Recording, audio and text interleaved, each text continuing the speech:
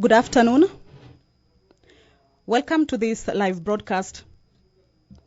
This is a sitting of the National Assembly.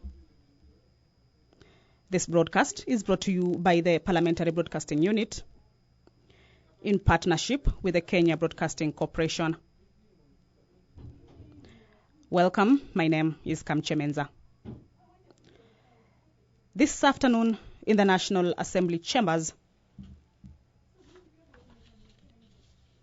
there will be a procedural motion on consideration of certain business received during the recess period. This procedural motion was tabled by the leader of the majority party. This afternoon, too, members will discuss,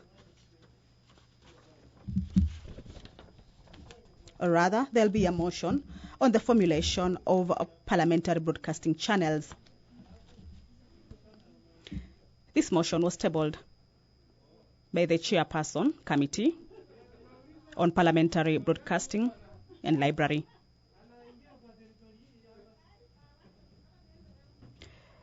There are a number of bills this afternoon that will be read for the second time.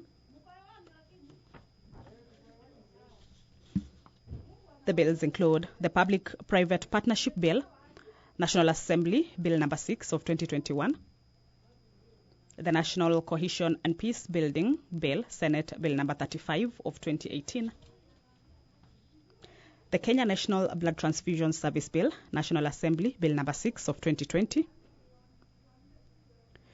the County Government's Amendment Bill, Senate Bill number 13 of 2018, the Waqf Bill, National Assembly Bill number 73 of 2019. Another bill that will also be read for the second time at the National Assembly chambers is the Social Assistance Repeal Bill, National Assembly Bill number 16 of 2020. Thereafter, the House will proceed on a committee of the whole House. A look on the Social Assistance Repeal Bill, National Assembly Bill number 16 of 2020 is that the principal object of this bill is to repeal the Social Assistance Act. Well, there is some activity at the entrance of the National Assembly. The session is about to start.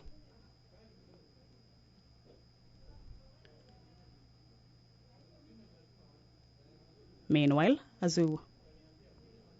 all right, the Speaker of the National Assembly there, Honorable Justin Muturi, has just entered the chambers. I will hand you over to the live broadcasting. This broadcasting is brought to you by Parliamentary Broadcasting Unit in conjunction with the Kenya Broadcasting Corporation. My name is Kamchemenza. Good afternoon.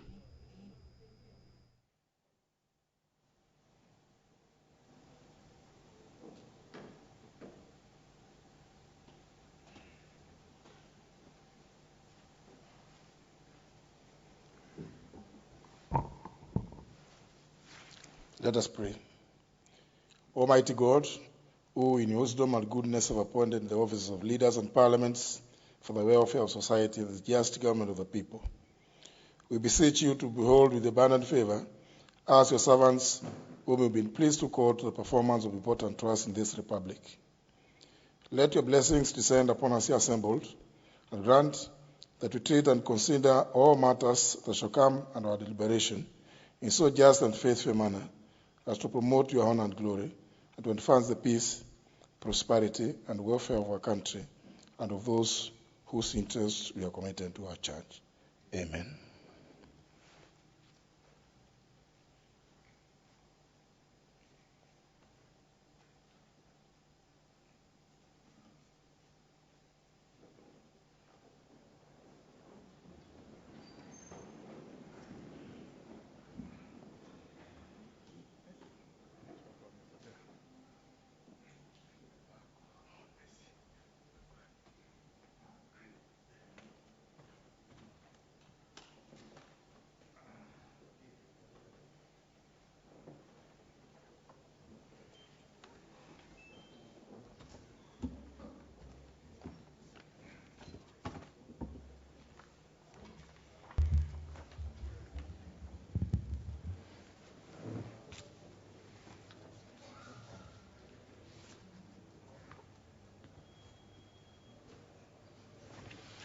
Let's start. Order number 1, administration of oath. Order number 2, communication from the chair. Order number 3, messages. Order number 4, petitions. Member for Kibwezi East.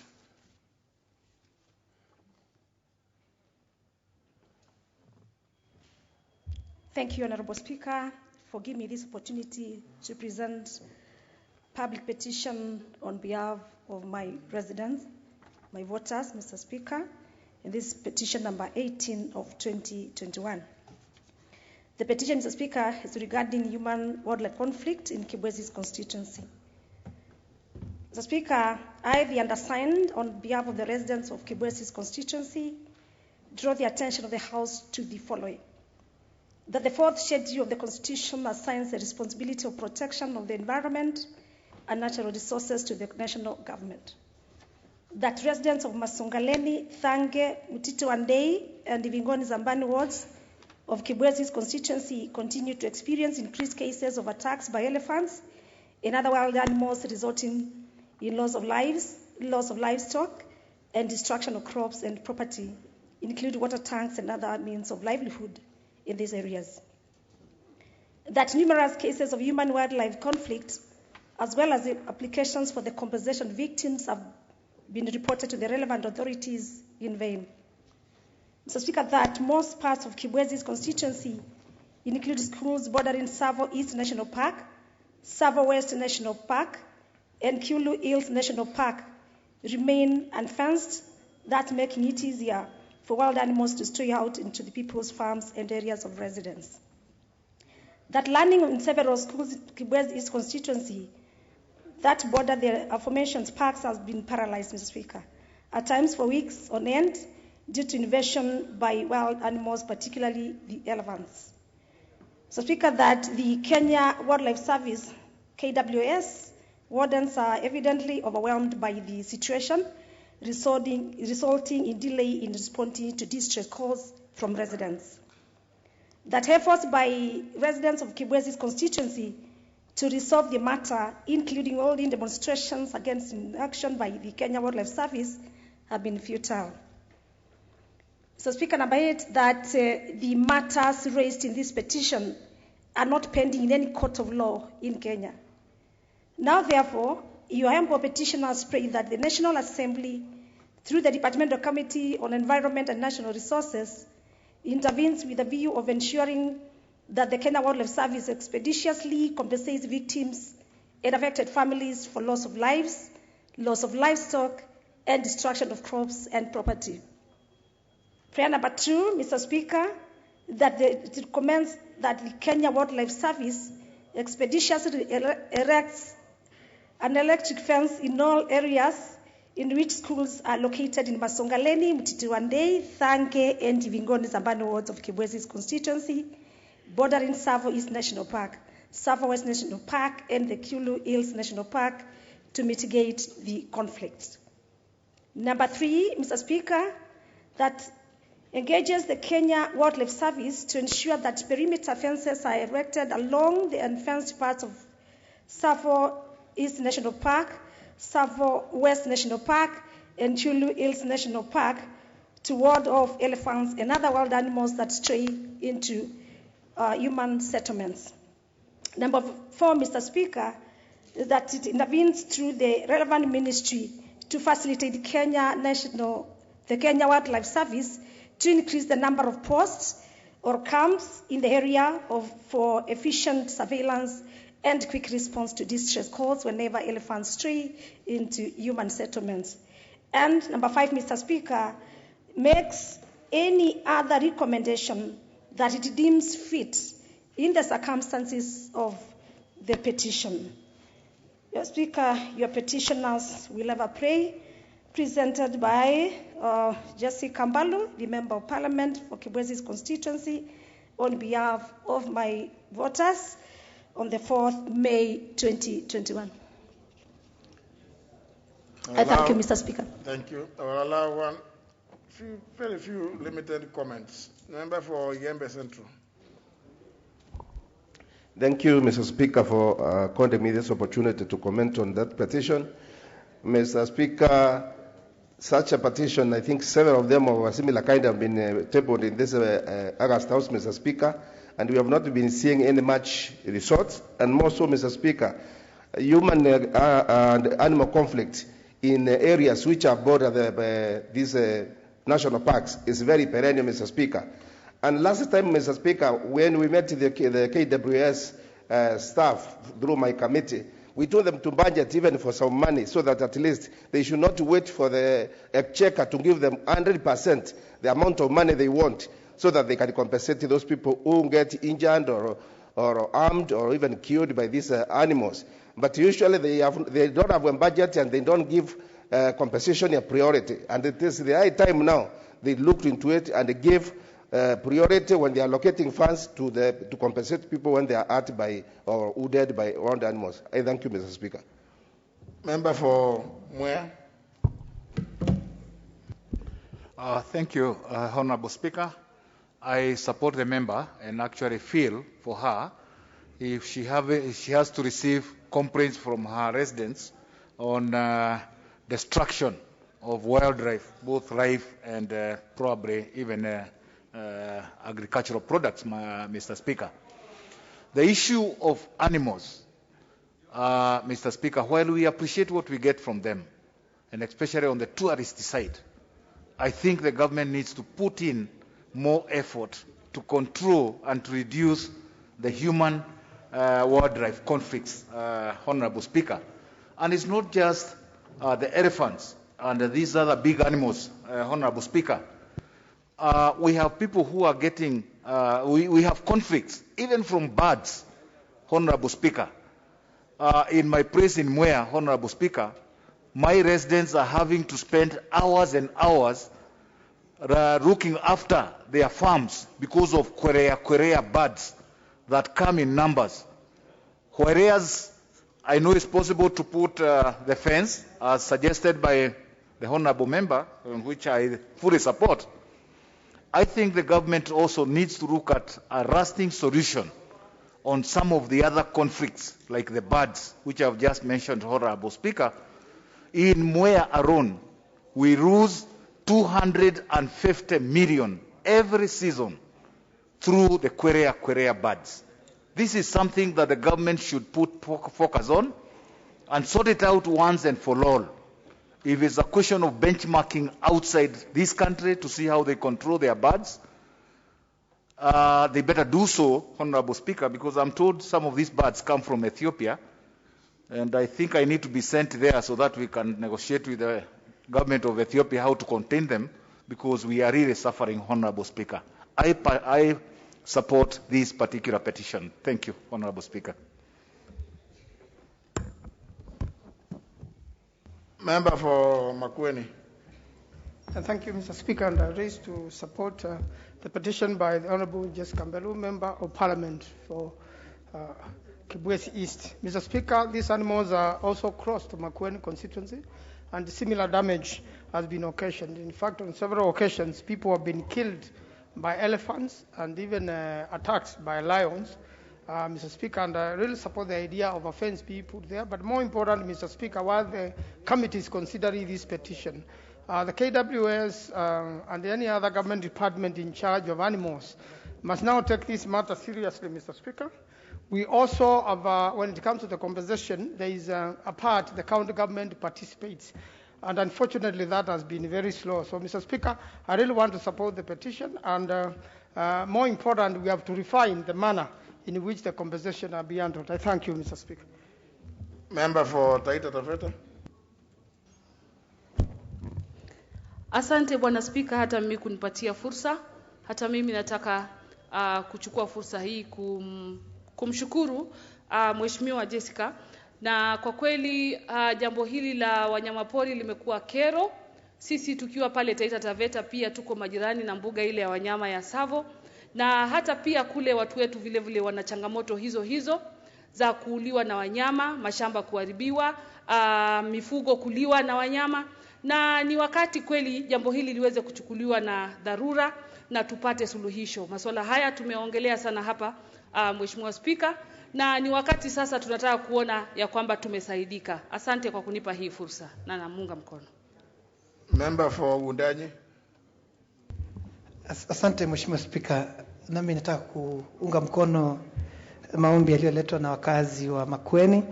Kweli Mheshimiwa Spika, mwenzangu wa Taita Taveta ameongea, mimi nitasema kwa uchache sana kwamba kilichobaki sasa Mheshimiwa Spika si mazungumzo tu. KWS tumeongea nao kwa muda mrefu, wizara tumeongea nayo kwa muda mrefu, lakini muda wote huo Mheshimiwa Spika hatujapata nafuu ama afueni katika masuala haya. Tumeona tu wanasuasua, wanakuwa ni watu ambao wanasema mambo ambayo hawatekelezi. Mheshimiwa Spika, kule kwangu ndani kuna sehemu inaitwa Kishushe. Tuna wiki iliyopita shule 6 zilivamiwa na ndovu, matanka ambayo tumenunua na pesa za CDF yakabomolewa. Jana nilikuwa katika ofisi ya PS kumweleza kwamba ni vipi wanaweza angalau kufidia matangi yale, manake shule zinakosa, zimefunguliwa ndio, lakini wazazi hawajaruhusu watoto wao kwenda shuleni kwa uoga wa ndovu. Mheshimiwa Spika, ndovu za siku hizi ni kama kidogo nazo pia zimepiga hatua ya 21st century Mheshimiwa Spika. Kwa sababu gani? Kule kwangu zinakunywa maji kwa matanki kwa juu, alafu maji yakipungua mikono yao mkono haiwezi fika kwa maji, zinabomoa alafu zinakunywa kwa katikati. Utakuta kwamba nina matanki karibu 6 Mheshimiwa Spika. Weekend Jumaa iliyopita nilikuwa kule. Sasa zimefika mahali nyumba 3 wanaenda kwa manyumba, zile nyumba ambazo mabati yamefanya kulazwa, alafu zinagonga juu, zinatoboa, zichungulie ndani ama ziingize mkono ziangalie kama kuna chakula ama chochote. Mheshimiwa Spika, tuna tatizo, na mimi naomba hivi, tunapoangazia masuala ya wanyamapori kuvamia mashamba na mifugo na maisha ya wananchi, tusiangalie sana tu ndovu, simba, na kuna mwenzangu amesema kwamba kwake ni ndege. Sasa kuna tatizo lingine kusugu ambalo bunge hili nilileta swali ambalo lilijibiwa ndio na waziri, lakini halikujibiwa mwafaka Mheshimiwa Spika. Kuna tumbiri ambao sasa nao kule kwangu kule milimani ni tumbiri zinasumbua, huku chini ni ndovu. Sasa tunaomba tu bunge hili wizara ichukulie mambo haya kwa uzito, na mwisho kila mara wanasema hawana pesa ya kufidia Mheshimiwa Spika. Wakati SGR Mheshimiwa Spika ikijengwa, KWS ilifidiwa karibu bilioni 6. Pesa zile wao wakatumia kwa mambo yao badala wafidia wananchi. Kwa hiyo Mheshimiwa Spika, swala hili ni msingi na ni nzito ambalo nchi hii yatakana iliangazia. Asante Mheshimiwa Spika. Lakini ulianza kwa kusema utazungumza kwa uchache mno. Lakini umezungumza zaidi. Mambo ya ndovu ambao wanakunywa maji, tumbiri pia, sasa hivi mambo mazito haya. Member for Endebess, na kwa uchache mno.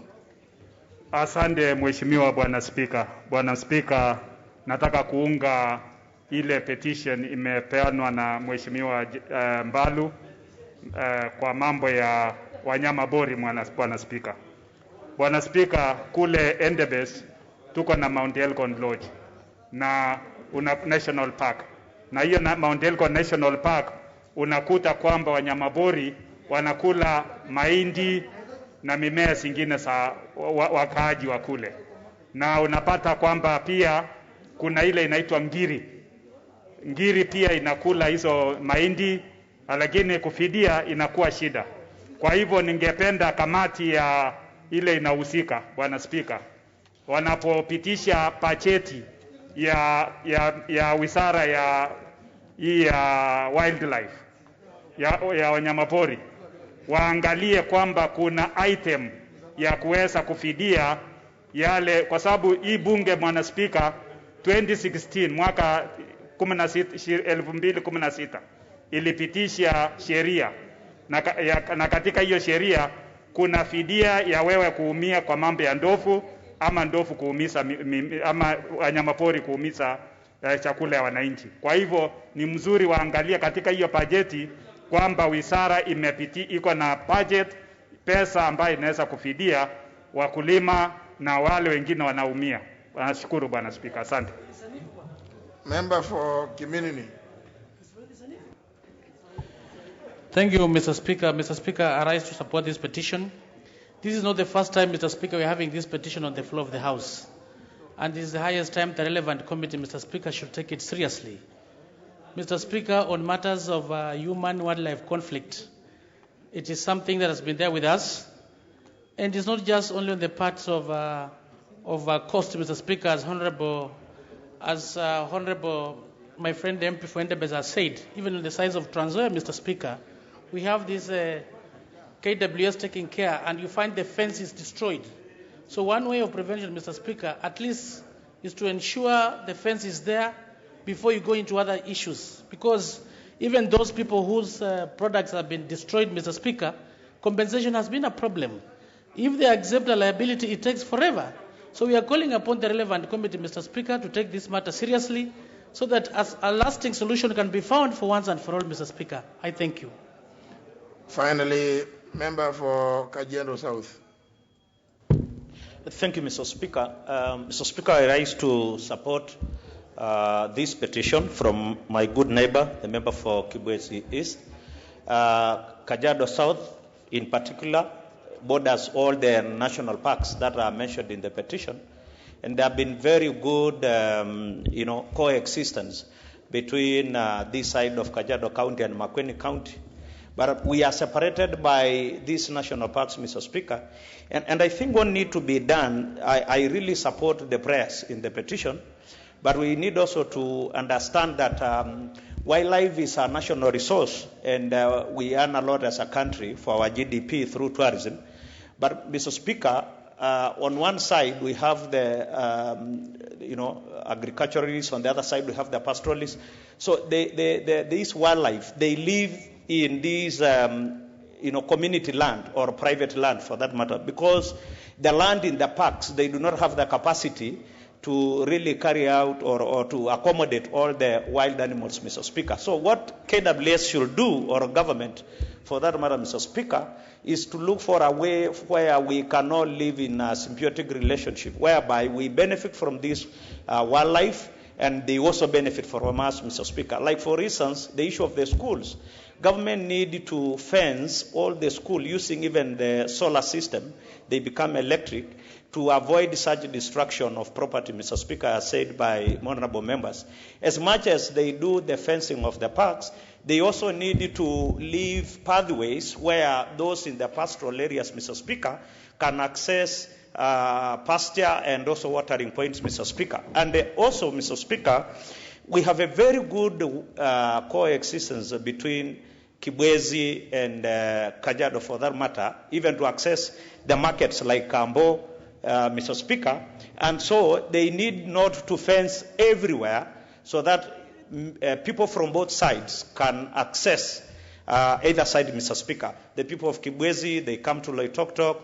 The people of Loitoktok, they go to Kambo for the market, Mr. Speaker. I think those need to be taken into consideration. And finally, Mr. Speaker, KWS, when they are recruiting the rangers, the Kenya Wildlife Rangers, Mr. Speaker, they need to pay particular attention to these communities that live with this wildlife, Mr. Speaker, both on the side of Makueni, on the side of Kajiado, and other parts of the country where they have wildlife, Mr. Speaker, and give them priority, recruit their sons and daughters to be able to manage these wild animals, Mr. Speaker, and the communities will see the benefits, and therefore they will agree to live with these wild animals, Mr. Speaker. Since it is a petition, I don't want to say much, Mr. Speaker. I support it. Next order. The petition is referred to the Departmental Committee on Environment and Natural Resources to deal with as appropriate under Article 227. Standing order, sorry. Order number 5, papers. Leader Majority. Thank you, Honorable Speaker. I beg to lay the following papers on the table of the House today, Thursday, 13th of May, 2021, afternoon sitting. Legal notice number 55 regarding the public finance management, Biashara Kenya Fund, regulations of 2021. Number 2, the reports of the Auditor General on financial statements in respect to the following institutions for the year ended 30th of June 2020. and the certificates therein. A, the National Land Commission, the Staff Car Loan Scheme Fund for the 18 months. B, the National Land Commission on Staff Housing Fund for the 18 months. State Law Office and Department of Justice. Number D, the National Council for Nomadic Education in Kenya, NACONEC. Number E, Tomboya University College. F, Kenya Space Agency. And third is the reports of the judiciary in respect of the following. A, the Court of Appeal Practice Direction Civil Appeals and Applications 2015. Number B, the Court of Appeal of Kenya 2019 to 2020. C, the Court of Appeal Strategic Plan 2020 to 2024. Number D, the Court of Appeal Criminal Appeals and Applications Practice Directions 2020. And lastly, the Court of Appeal Registry Manual. Lastly, Mr. Speaker, is the report of the Central Bank of Kenya in respect of the following. The 22nd biannual report of the Monetary Policy Committee for April 2019. Thank you, Honorable Speaker. The Chairman, Select Committee on Delegated Legislation.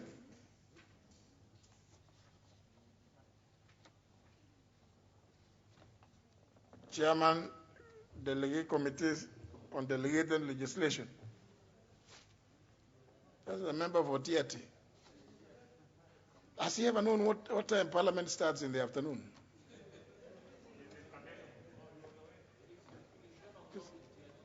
Because in the morning he was here. The other day he wasn't called. When he was called, he wasn't in. He later came loitering around, I don't know, at 4 p.m. The Vice Chair. Vice Chair.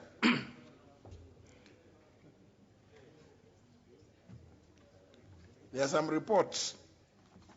2 reports. 3.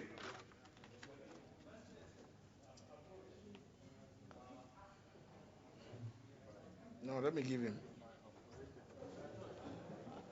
Honorable Speaker, I would seek your indulgence for about 5 minutes. Then I will seek that I present the reports. Give me about 5 minutes, sir. Very well.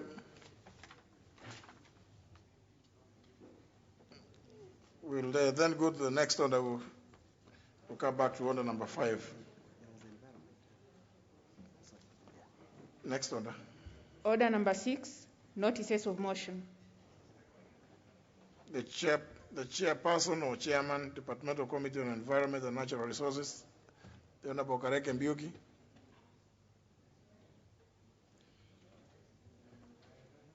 Supposed to give notice of motion for adoption of a report, the session of paper number 1 of 2020 on the wildlife policy. When we've just received the petition, on which a lot of useful comments from members. Honorable Kareke Mbiuki,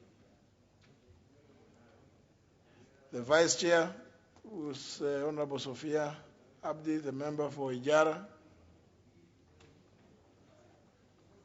Both are absent, not desiring to be present. We move to the next. Again, the chairman or vice chairman, delegated legislation, is supposed to give notice of for the adoption of those 3 reports.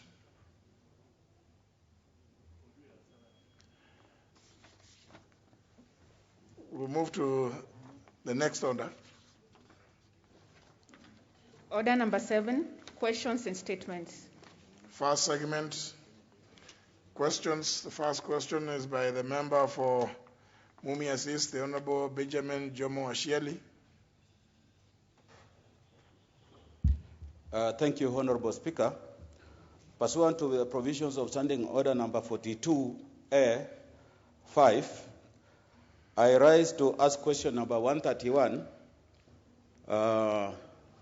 of 2021 to the Cabinet Secretary for Petroleum and Mining. 1. Could the Cabinet Secretary explain the cause of the constant increase in the price of petroleum products in the country? Roman 2, could the Cabinet Secretary provide the justification for the said increase, given that the retail petroleum products in other neighboring countries, including the landlocked ones, are cheaper compared to the prices in Kenya? Roman 3, could the Cabinet Secretary provide details of the actions being put in place by the government, if any, to caution citizens from the continued price increases of petroleum products, particularly during the COVID-19 pandemic period? I thank you, Honorable Speaker. Question will be replied to before the Departmental Committee on Energy. Next question by the member for Uriri. Honorable Mark Nyamita. Thank you, Mr. Speaker. Pursuant to Standing Order 42, I rise to ask question number 137. It is directed to the Cabinet Secretary for Education. Question number 1, could the Cabinet Secretary explain why there have been perennial delays in the disbursement of free secondary education funds by the Ministry to the public learning institutions in the country? Could the Cabinet Secretary give the timelines when the said funds will be released, will be disbursed to the various institutions, and give a calendar by timely basis? I thank you, Mr. Speaker.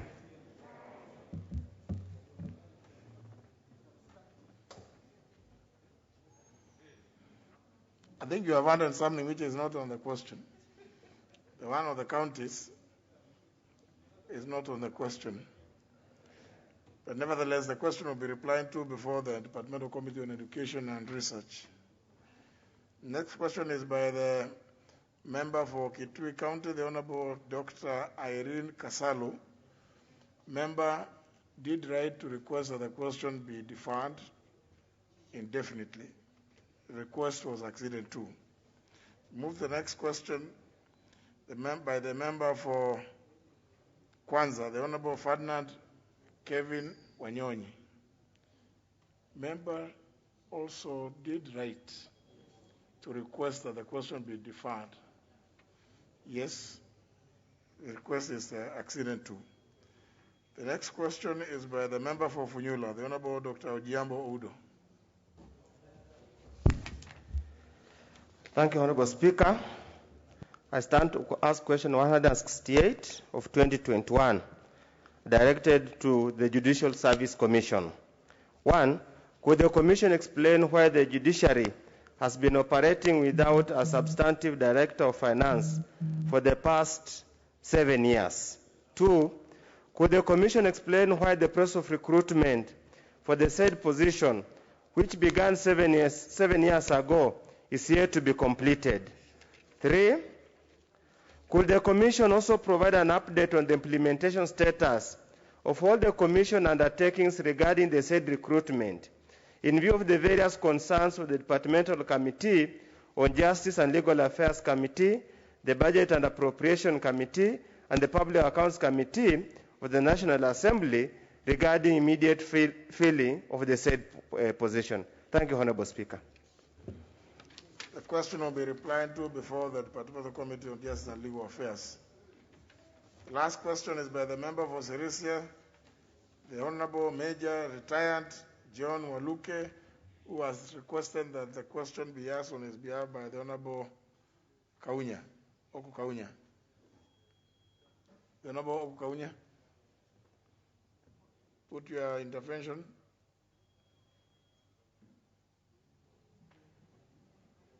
Thank you, Mr. Speaker, sir. Mr. Speaker, I rise to ask question number 169, 2020, 1, which I'm asking on behalf of the member for Sirisha, Honorable Major Retired John Waluke, MP, to the Cabinet Secretary, Ministry of Education. Roman 1, could the Cabinet Secretary explain the measures being put in place to mitigate challenges faced by public universities in the country due to inadequate funding, which has led to, among other concerns, increased debts, failure to remit statutory dues from employees' deductions, and failure to meet other financial obligations. Roman number 2, could the Cabinet Secretary also explain the continued funding of students in private universities at the expense of existing public universities? Thank you, Mr. Speaker, sir. The question will be replied to before the Departmental Committee on Education and Research. Now, for the second time, we go to order number 5 to allow the Vice Chair, Committee on Delegated Legislation. Very much, Honorable Speaker. In consultation with the leader of the majority and the clerks at the table, I seek your indulgence that we lay the motions in the evening session. The 7 o'clock sitting? Yes. Very well. Thank you, Speaker. Including the giving of the notice? Much obliged. Very well. Then we go to segment 2 of order number 7, being requests for statements. Start with the member for Malava, Honorable Ijendi Malulu.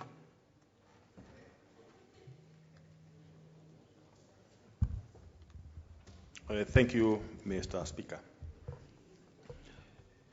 I arise to request for a statement regarding student requirements and selection for applicants to teachers training colleges for diploma courses in the country. Honorable Speaker, pursuant to Standing Order 44.2c, I wish to request for a statement from the chairperson of the Departmental Committee on Education and Research regarding requirements and selection of students for intakes to the teachers training colleges for diploma courses in the country. Honorable Speaker, it is of great concern that applicants who wish to join teachers training colleges for diploma courses in the country are facing a myriad of challenges in regard to mandatory requirements, and in particular, the minimum mean grade of C plane in KCSE. Further, a score of C plane in each of the following subjects, namely English, Kiswahili, mathematics, and any one subject in humanities and the sciences, is required during the selection and intakes. In addition, Mr. Speaker, the applicants are required to produce evidence of adherence to positive moral values and the police clearance, among others. Honorable Speaker, due to these stringent requirements, many Kenyans could not qualify for the intakes, notwithstanding the ministry having re-advertised for the pre-service teacher training college intakes for the year 2021, for the diploma in primary teacher education 2021, and diploma for the early childhood teacher education 2021. Honorable Speaker, it is against this background that I seek a statement from the chairperson of the Departmental Committee on Education and Research on the following. 1. Could the relevant ministry explain whether there are any policies in place that guide and address matters regarding intakes of applicants to TTCs in the country for diploma courses, considering the huge demand by so many school leavers to join, and how it is operationalized? And if not, what measures are the ministry putting in place to ensure that policies are established to address fairness and equity during TTC intakes? Number 2, what action is the relevant ministry undertaking to address the disadvantaged applicants, considering that the average mean scores of many Kenyans across the country, having scored an average of KCSE mean score of C plane, but having one of the following subjects, namely English, Kiswahili, mathematics, and any one subject in humanities and sciences below the required score of C plane? Number 3, further, what action is the relevant ministry undertaking to address the disadvantaged applicants who scored below the average mean grade of C plane but having one or even more of the following subjects, namely English, Kiswahili, mathematics, and any one subject in humanities and sciences above the required score of C plane? Thank you, Mr. Speaker. The Chairperson, Departmental Committee on Education and Research, the Honorable Florence Mutua. Vice Chair, yes, Honorable Ngujiri. We undertake to come to get back to Mheshimiwa with a response in 2 weeks. Very well. 2 weeks indeed. The next request is by the member for Ikolomani, the Honorable Shinali. Thank you, Mr. Speaker.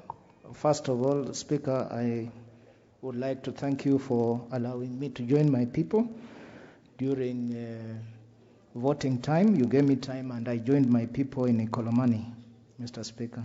I appreciate.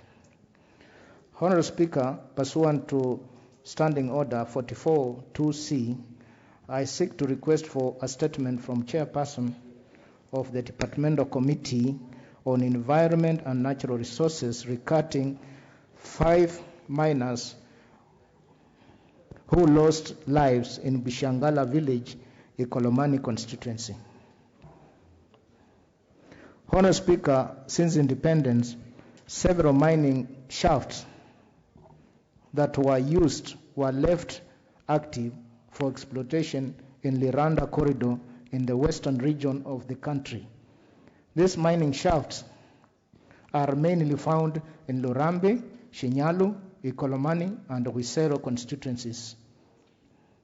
There are over 85,000 artisanal miners in the said region without access to technological capacity on mining matters, forcing them to use unrefined, risk, hazardous, and crude methods to extract gold.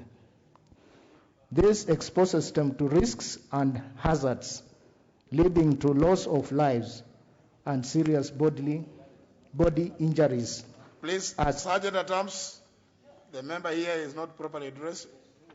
Show him the door.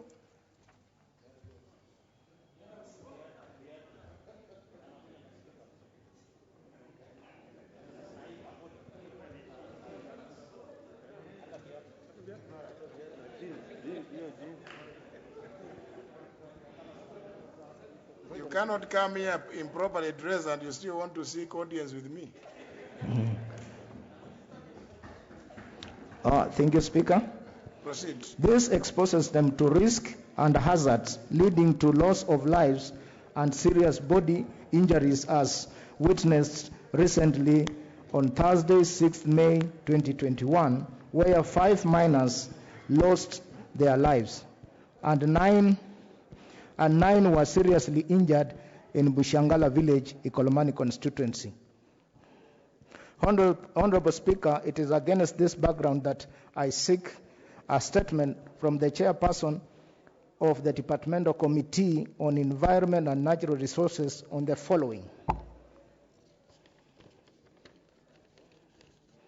Number 1, Speaker, could the Artisanal miners have been collapsing, artisanal mines have been collapsing, resulting into death and permanent injuries of the miners, such as the most recent incident in Bushangala village of Ikolomani constituency, where 5 people died and 9 are nursing permanent injuries in hospitals.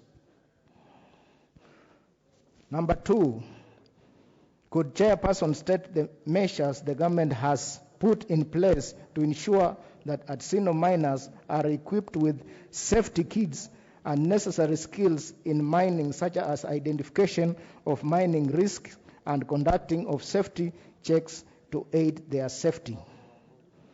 Number 3, could the Chairperson state whether the Ministry of Petroleum and Mining has collected data on Adsino mining activities in the Rwanda corridor.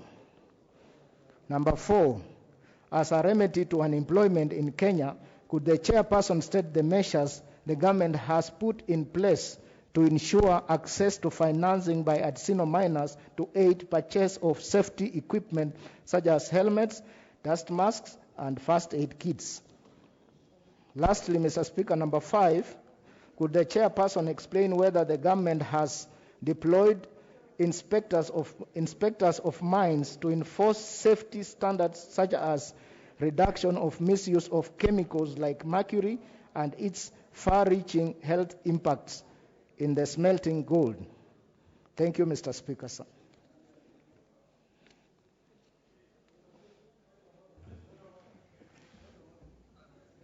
Just a minute. Is it about that statement?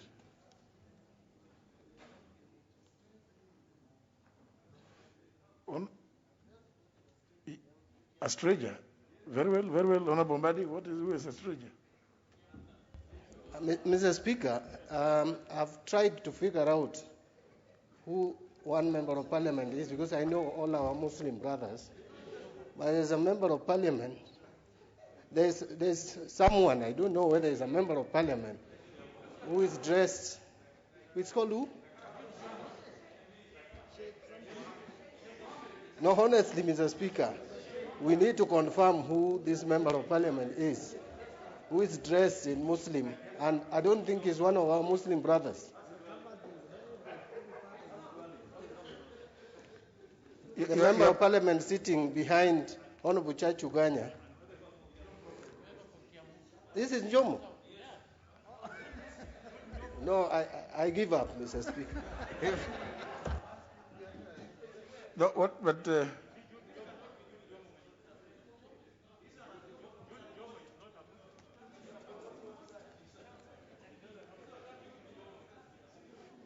very well. Who is the gentleman in? Can you rise in your place and explain who you are?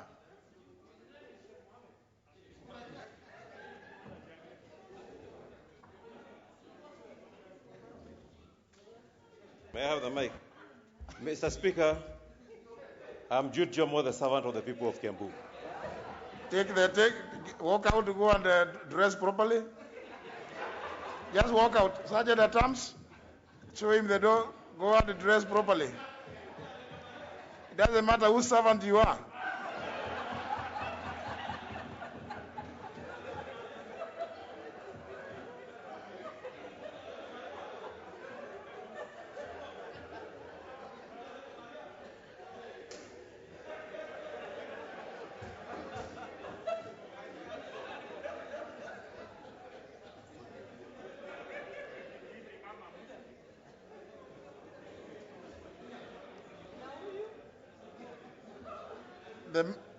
The statement shot by the Honorable Shinali, the Chair of Environment and Natural Resources, again,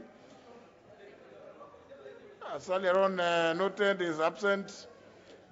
The request will be channeled through, it will be delivered to that committee through the Office of the Leader Majority. Next request is by the member for Igembe South, Honorable John Paul Mwirigi.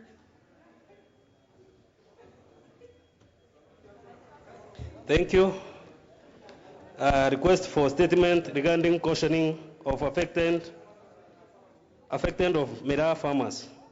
Honorable Speaker, pursuant to Standing Order number 44-2C, I wish to request for a statement from the chairperson of the Department Committee on Trade, Industry and Cooperatives regarding cautioning of Miraa farmers following the closure of Miraa market in Somalia. Honorable Speaker, for close to 2 years, Miraa farmers have faced a number of challenges, amongst them closure of market and COVID-19 leading to loss of livelihood. In addition, on Sunday, 9th May 2021, Miraa worth 5 million shillings was turned back at JKIA due to a statement issued by the federal government of Somalia that no cargo plane from Kenya should access their airspace, and therefore farmers' products would not access market, especially miraa. Further, on Tuesday morning, 11th May 2021, the government of Kenya suspended all flights to and from Somalia. It is important to note that there were invoiced miraa that was destined for Somalia on Sunday was held up. Honorable Speaker, it is on this background that I seek a statement from Chairperson of the Departmental Committee on Trade, Industry and Cooperatives on the following. 1. Could the Chairperson explain why farmers could not be informed earlier enough on closure of the airspace by the federal government of Somalia? Are there any plan? Number 2, are there any plan to compensate the farmers for the loss incurred, noting that students are going back to school and this has been their parents' main source of income and general livelihood? Number 3, could the Chairperson explain what measures are in place to open more market access by miraa farmers in the region, particularly the Horn of Africa? Number 4, could the government explain what led to the suspension of flight, especially cargo flight, that miraa farmers rely on, and when are the flights expected to resume? I thank you, Mr. Speaker. But part one of your question, either part one or part two, you're asking, could the farmers not be informed, why could they be not informed in advance about the closure by Somalia? So who was to inform them? Mr. Speaker, I understand any instruction issued by other government, our government is aware. So that's why I'm requesting, why was the farmers not informed early enough? But when it is announced, see, that announcement is the one that is deemed to be given to everybody, Mr. Speaker, including the miraa farmers. Mr. Speaker, on Friday, the government of Somalia announced that they have received diplomatic relations with Kenya, meaning that all business was to resume as usual.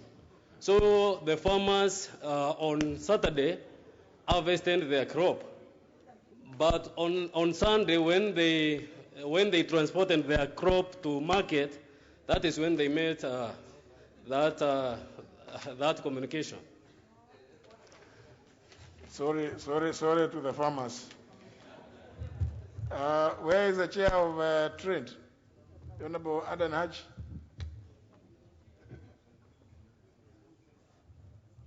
The vice chair. Who is the vice chair? Agriculture Committee. Oh, trade, sorry. No, the vice chair. Now, channel your request through the office of the leader of the majority party for conveyance. The next request is by the member for Marakwet East, Honorable Bowen Kagogo. Thank you, Honorable Speaker. Mr. Speaker, pursuant to Standing Order 44-2C, I seek to request a statement from the Chairperson of the Departmental Committee of Transport, Public Works, and Housing regarding the traffic control in the Nairobi City.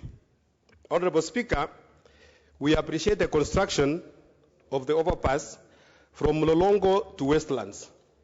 However, Mr. Speaker, since the work started, Mr. Speaker, the Chinese construction company has ignored the road users of Mombasa Road, Mr. Speaker, causing a serious inconvenience to the road users, Mr. Speaker. The traffic congestion, Mr. Speaker, along Mombasa Road starts as early as 5 a.m. in the morning, and it goes all throughout the day to the evening, Mr. Speaker. Mr. Speaker, this has caused a lot of adverse effects, such as people missing their official reporting time to their offices. Some of the employees, Mr. Speaker, they have been dismissed from their works because of reporting late. Mr. Speaker, air passengers also, they have missed their flights. People have missed their business meetings. And Mr. Speaker, even it has caused some deaths because the ambulances which are carrying sick people along Mombasa Road, Mr. Speaker, they are not able to maneuver the heavy traffic to deliver patients to hospital on time. And in addition, Mr. Speaker, all the cost which is associated with the traffic jam. Honorable Speaker, it is against this background that I seek a statement from the Chair of the Departmental Committee of Transport, Public Works and Housing on the following one.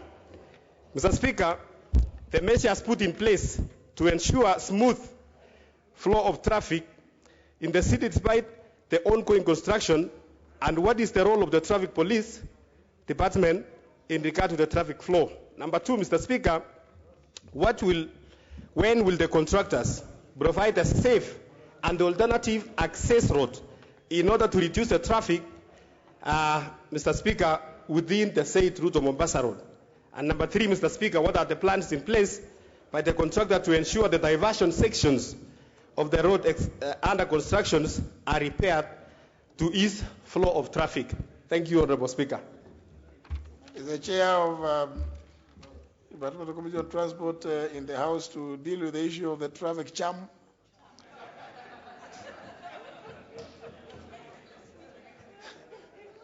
Yeah, that's what I had the member to have said. The Honorable Kosing, he also understands that one. And the Vice Chair, they are also caught up in the jam. So you can see, Honorable Kangogo, I think you have introduced something very, very chaotic. It's jamming everything. Yeah? The request will be forwarded through the office of the Leader of Majority. This is a request by the member for Marsabit East. Is it East? No, not Marsabit East. Wajir. The Honorable Amin. Wajir East, yes.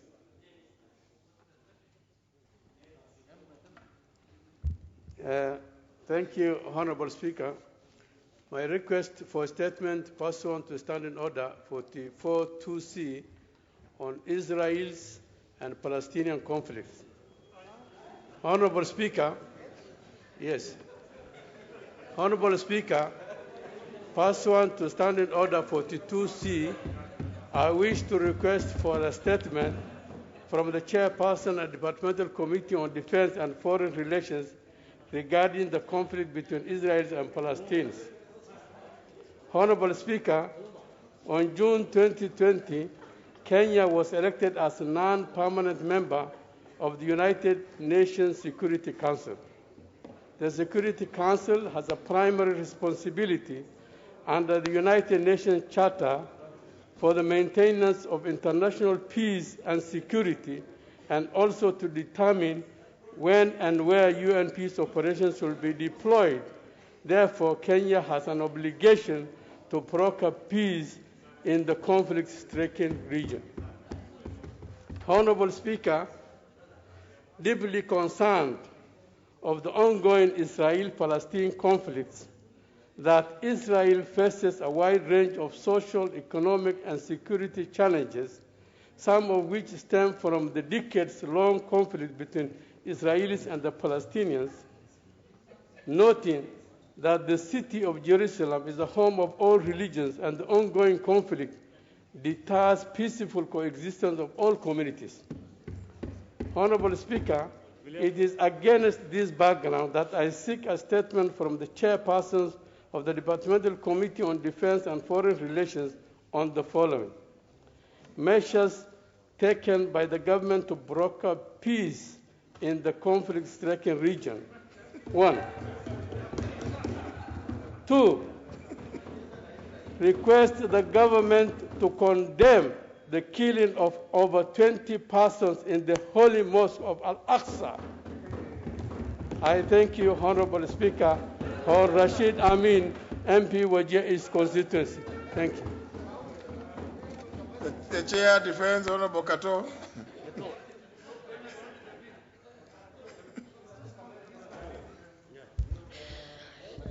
Mr. Speaker, since you approved that statement, we have no option other than to try to direct it to the relevant authorities and bring the report. But we all know that this evening the House is adjourning in accordance with the House calendar.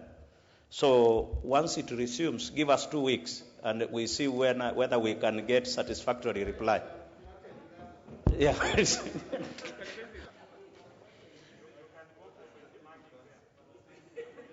The next request, additionally, is by the member for Laisamis, Honorable Massimo Albere.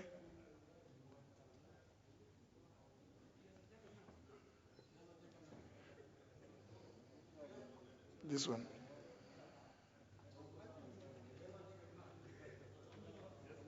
Thank you, Mr. Speaker. Honorable Speaker, pursuant to Standing Order 84, I wish to make a personal statement regarding a threat to my personal life.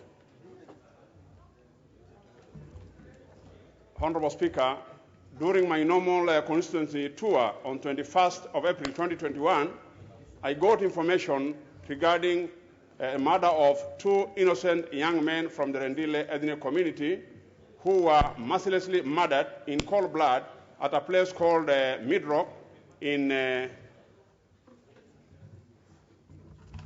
Badassa area around Songa in Marsabit County by unknown assailants.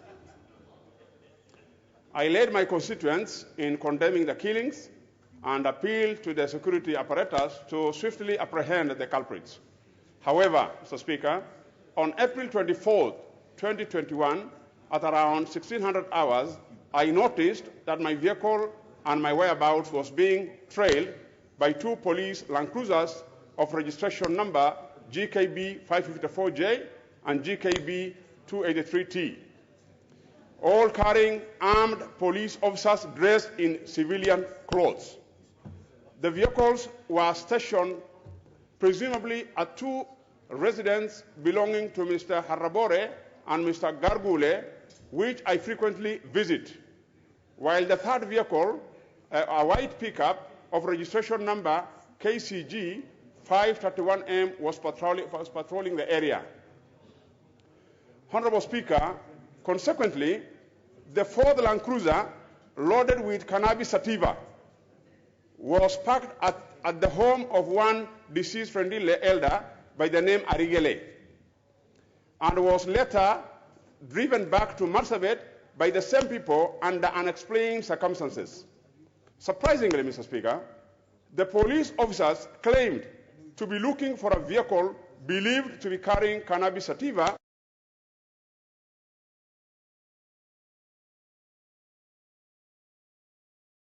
present.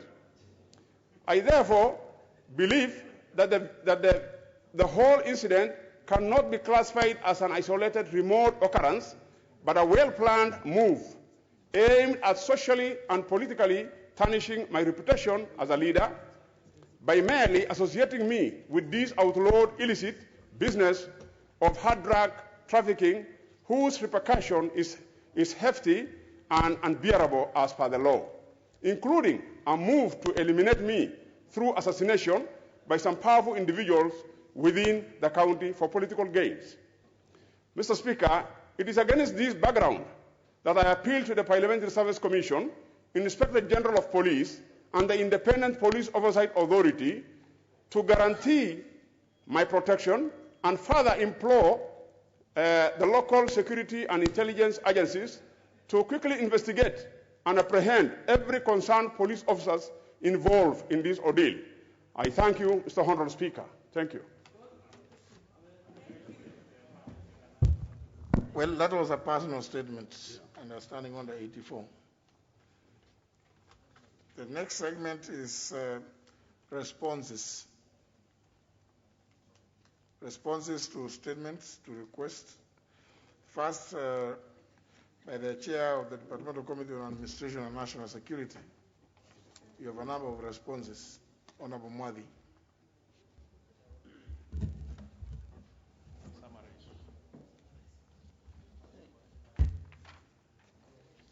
Thank you, Honorable Speaker. Honorable Speaker, I have 3 responses, and I'll start with the earlier one that came or was requested on 18th February 2021 by the Honorable Member for Molo constituency, the Honorable Kimani Kuria, who requested to be informed on the total ban on planting of maize in parts of the Nesut, Sigotik, and the larger Maria Shoni wards. He particularly sought to be informed on, number 1, whether the ban is a government directive through Ministry of Interior and Coordination of National Government, and what necessitated it. 2, whether the ban is a sustainable approach to providing security in the pretext that criminals would not hide in the maize plantations. 3, the action being taken to lift the ban and implement sustainable ways of dealing with intra-ethnic clashes occasioned by long-standing land disputes. Honorable Speaker, the reply is as follows. Just before you proceed to reply, the Honorable Kimani Kuria, member for Molo, is in the House. The member is not in the House. Just table the response. Then proceed to the next one. I'm well guided, Honorable Speaker.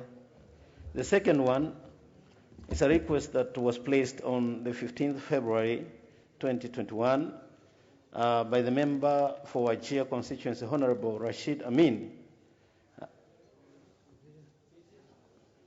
who requested for a statement on increased incidences of detention of residents of Wajir East constituency. The Honorable Member particularly sought to be informed on A, why 8 individuals have been detained for the last 6 months with no charges being preferred against them. B, the steps that the government is taking to ensure that innocent detainees are released by the security agencies. And C, the specific action being taken against security personnel involved in indefinite detention of innocent citizens. So if the member is present, Honorable Speaker, I can proceed. Yeah, the member is. Thank you. Is the one asking about Jerusalem. Thank you, Honorable Speaker. Then the reply is as follows. Honorable Speaker, the government is not aware of the detention of 8 individuals by security agencies in Wajir for 6 months without being arraigned before court. All persons arrested are always taken before courts of law for formal trial whenever it is found that there exists adequate evidence to charge them. Similarly, the government is not aware of any security personnel holding any member of public unlawfully. Further, records held by police and other government agencies have no reports of any complaints for people detained for more than 24 hours. I thank you, Honorable Speaker. That's the reply. Honorable Amin. Honorable Speaker, I'm indeed perturbed by the remarks and the statement given by the newly appointed chair of the Security Committee. Honorable, he is appointed anyway. He is appointed. Let me say, he is elected, sir, because he was transferred from Labour to this. Anyway, I'm really indeed disappointed by the remarks. Honorable Speaker, I gave a statement and I requested for a petition on this regard for the last 4 months. You requested for a petition? For a petition on this matter. Petition? No, statement on this matter. Honorable Speaker, I remember vividly, and I said it on this floor of the House, the demise of our brother, Honorable Koinange, who vehemently followed on this matter routinely was giving me a brief on the number of intercussions and in terms of movement he has done, in terms of his engagement with the security personnel and the office of the president on the regard of the arbitrary arrest on this matter. Honorable Speaker, this issue is an abuse and an affront to human rights. Honorable Speaker, I know it very well that he has keenly followed it, and one person out of the 8 was released in Garissa out of his follow-up on this matter, and the government has acknowledged the same. Therefore, the information that our chairman is giving us is contrary to information that I have and the rest of the general public have on this matter, Honorable Speaker.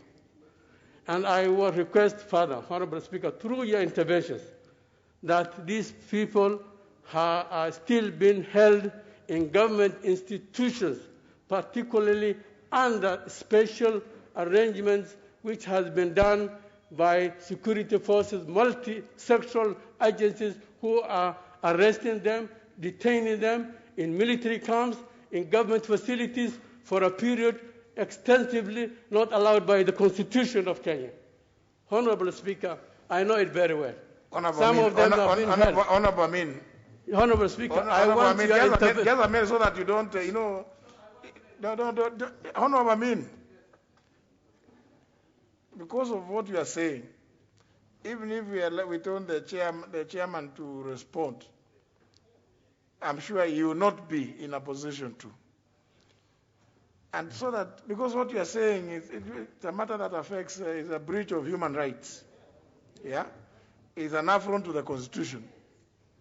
If anybody is being detained against their free will for periods in excess of what is allowed by the Constitution and the law, the best situation would be for the chairman to undertake to invite the cabinet secretary or whomever is responsible for that docket to appear before the committee and invite you to go and make those statements which you are making to the people.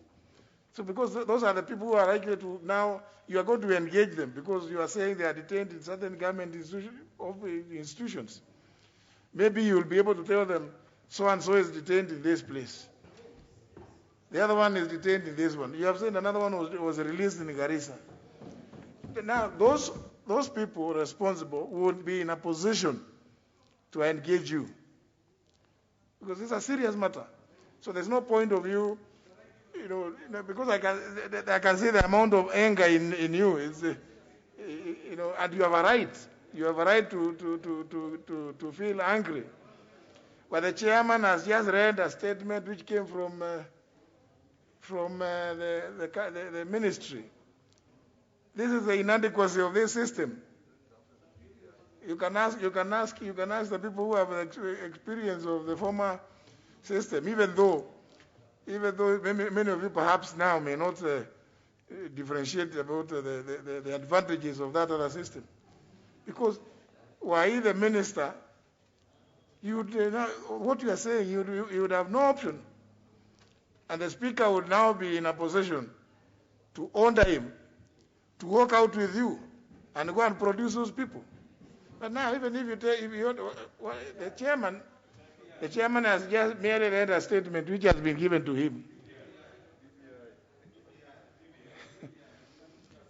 Oh, no, I mean, unless you just want to for bonga points. No, just 1 minute. Yes?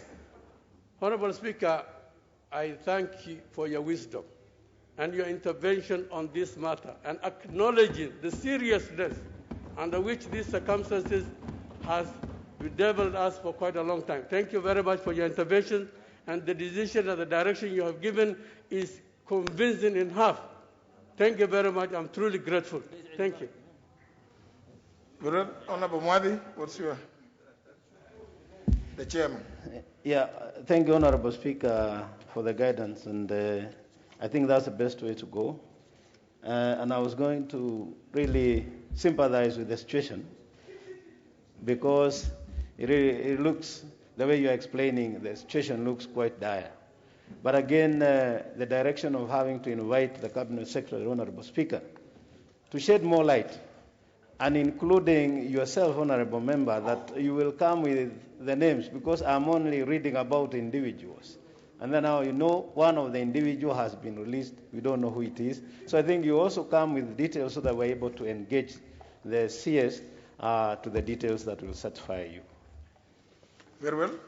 The next response, Honorable Mwadi. Honorable Speaker, this is the third statement which was sought for on 11th March 2021 by the Honorable Member of Parliament for Samburu North Constituency, the Honorable Alois Lentoimaga, who requested for a statement regarding the killing of Mr. Moses Murson Lekairab, a Chief Inspector and Deputy Commander, Rapid Deployment Unit Kapendo, and his driver, PC Benson Kaburu, at the Amaya Bridge in Samburu County. Is the Honorable Alois Lentoimaga, member for Samburu North, in the House? Just table the report. Yeah, he had actually requested for this to be deferred today so that he can be present. So I think probably he's still caught up. But I'm well guided that I'll be tabling. Yeah, just table it, he can raise the issues. Thank you, Honorable Speaker. Yeah. Leader Majority. Honorable Speaker, pursuant to the provisions of Standing Order number 44, subsection 2, subsection A, I rise to give the following statement on behalf of the House Business Committee, which met on Tuesday, the 11th of May, 2021, to prioritize business for consideration. Honorable Speaker, members will recall that on Tuesday, 4th of May, the House adopted a resolution to amend the 2021 calendar, which had the effect of shortening the May recess by 1 week, owing to the urgent business we were considering. And as such, the House is now scheduled to proceed for its recess this evening from tomorrow, Friday, May the 14th, 2021, and resume its regular sittings on Tuesday, the 8th of June, 2021. Honourable members may also wish to note that the vetting for the nominee for the key position of the Chief Justice of the Republic of Kenya, the Honourable Lady Justice Martha Koome, is in progress. Indeed, Mr. Speaker, I'm told the committee is in the process of writing the report, having vetted this morning, and there are certain statutory timelines associated with the conclusion of that process. Therefore, the House may be recalled in accordance with the provisions of Standing Order number 29 for a special sitting at the appropriate time to consider the report of the Departmental Committee on Justice and Legal Affairs on the vetting of the nominee for appointment as Chief Justice and any other urgent business that may arise during this recess period. Mr. Speaker, there are currently no questions that are scheduled for response by Cabinet Secretaries in the coming week. Therefore, the departmental committees will mainly focus on consideration of the budget estimates for the financial year 2021-2022. Honourable Speaker, the House Business Committee will convene on Monday, the 7th of June, 2021, to schedule business for the week of resumption of the House. I now wish to lay this statement on the table of the House. Thank you.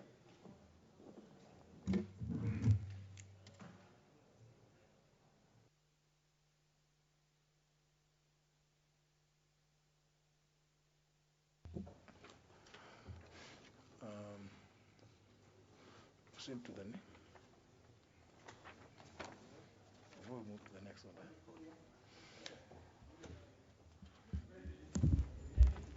Honourable members,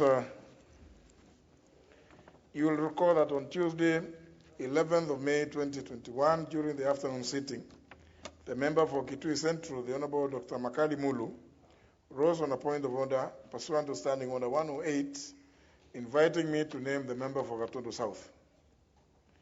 In making the invitation, the Honourable Dr. Makali Mulu claimed that the member for Gatundu South had made false and disparaging remarks about the ethical conduct of members of the House in relation to the proceedings of Thursday, 6th of May 2021, during the voting on the second and third reading of the Constitution of Kenya Amendment Bill 2020. Other members speaking in support invited the Speaker to also name the member for Kiharu and the member for Nyali for grossly disorderly conduct by using unparliamentary language and bringing the dignity of the House to disrepute. Honourable members, having considered the matter and observing the weighty nature of the issues raised, I deferred the decision whether or not to name the members or not, and instead directed that they attend the afternoon sitting of today, Thursday, 13th May 2021 at 2:30 p.m. in order to afford them an opportunity to respond to the issues raised by you, honourable members.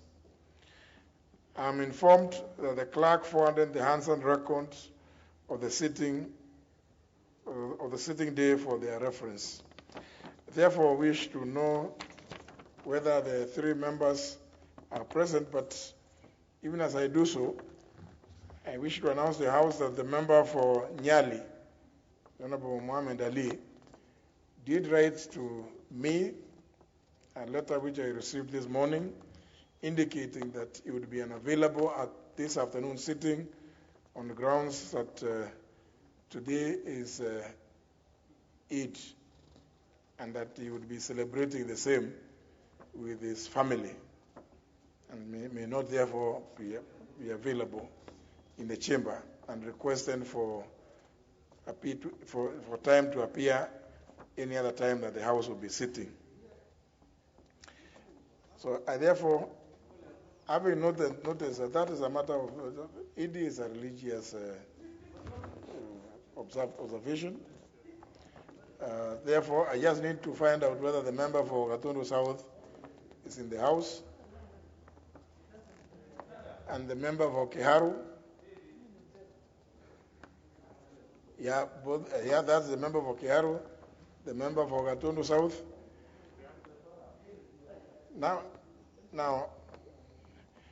honourable members, I have already indicated the reasons why it was desirable that they be present.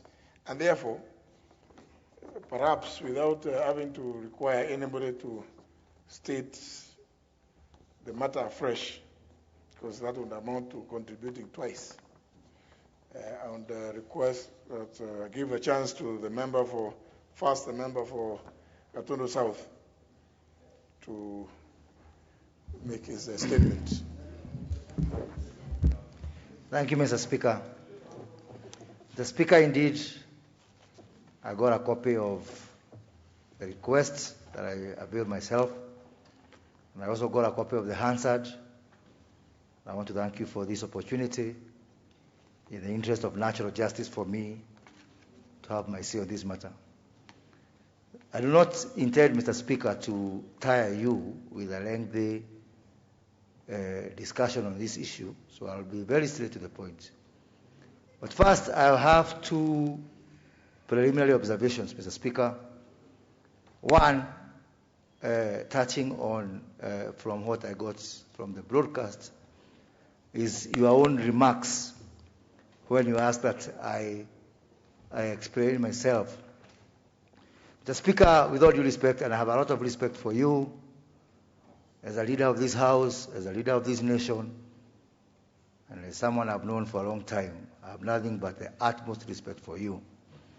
But Mr. Speaker, I do find the remarks you made about me to be condescending and disparaging, and were hurtful. Mr. Speaker, protect me from livestock. Honorable Kuria, there's no livestock in the chamber. No, well, I hear about cows. So, Mr. Speaker, I thought that the purpose of this opportunity is to give me an opportunity to explain myself. Proceed. Yes.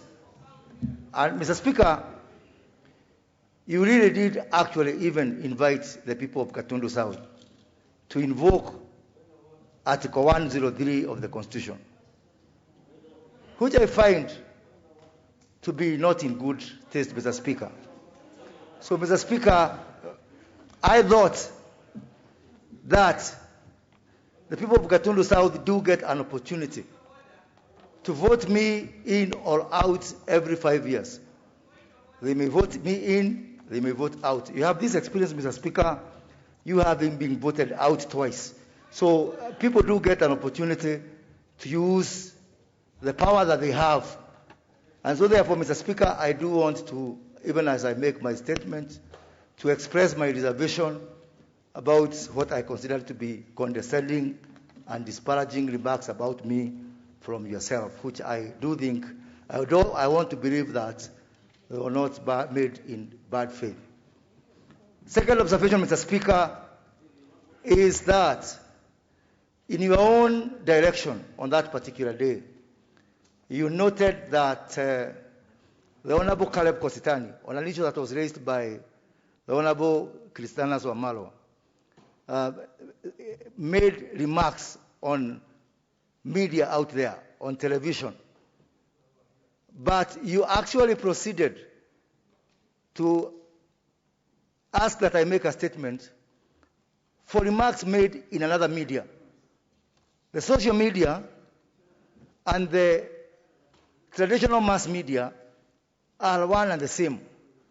So, Mr. Speaker, I do find your direction to be inconsistent and to be selective. And again, I want to believe that that error of judgment was not made in bad faith. Mr. Speaker, now as I proceed, Mr. Speaker. Honourable members, you know, the honourable member for Gatundu South is at liberty to say what he is saying. Remember, he is referring to what I said. So don't get, you know, this is a simple, he's saying very, very simple things. Is referring to members as cows?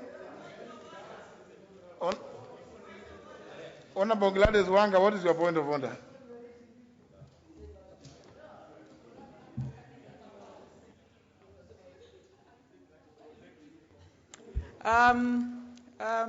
Honorable Speaker, thank you for this opportunity. Is the member of Gatundu South in order to continue to come from insulting these members to come to insulting you, Mr. Speaker, on the chair, because he has referred to you having made a ruling in this House as error in judgment? Mr. Speaker, is he in order to be not only condescending to the total membership of this House, but also to return to be condescending to yourself, Honorable Speaker, and to term rulings that you made on the floor of this House as errors in judgment? Honorable Speaker, I call on you to find the member completely out of order, Mr. Speaker, and the member should go straight to the point that was raised on the floor of this House, which is that he claimed that members of this House received 100,000 shillings each for voting yes. Mr. Speaker, we do not want to listen to his condescending things. We want to listen to what he says to the matter. So I call on him to be relevant to the point. Honorable Speaker, I beg you to find the member completely out of order. No, honourable members, that now is a point of order. No, yes, now what is the issue? Honourable Mwali, what's the...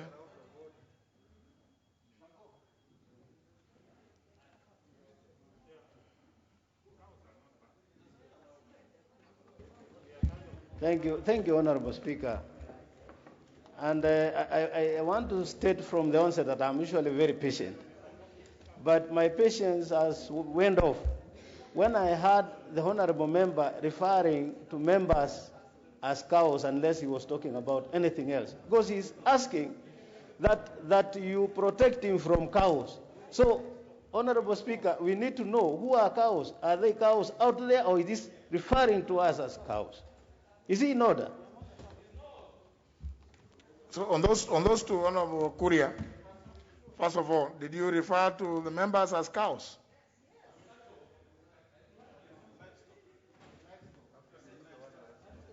Yeah, at least give him.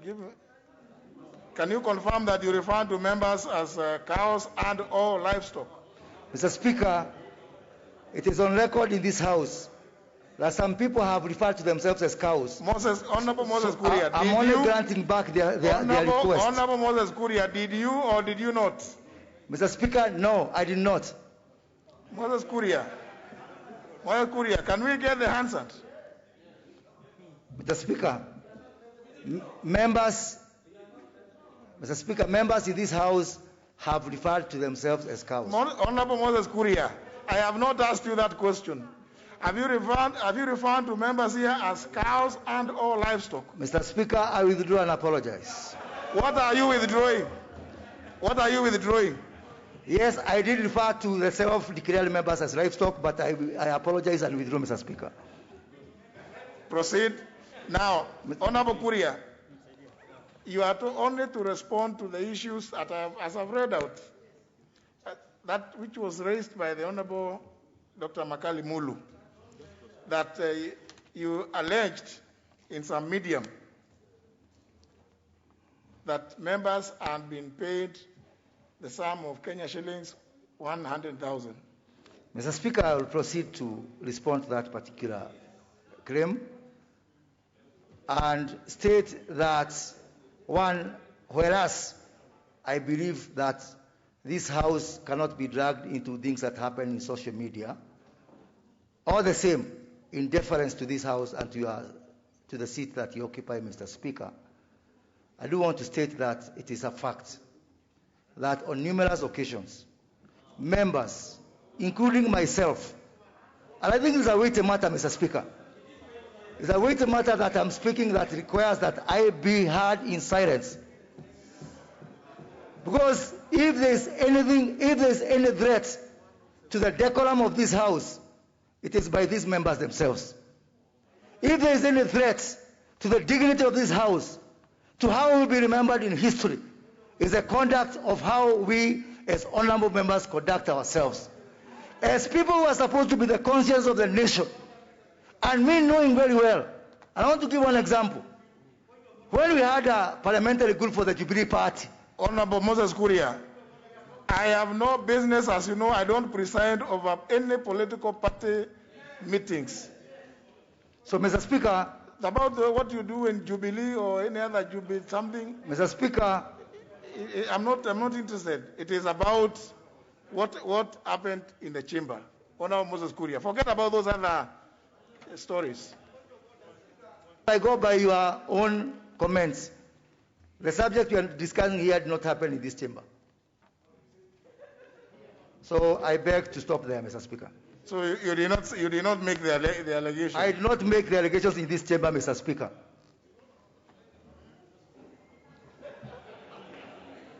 The Honorable Moses Kuria is entitled to make that kind of statement. Honorable Dede Nyoro. Thank you very much, Mr. Speaker.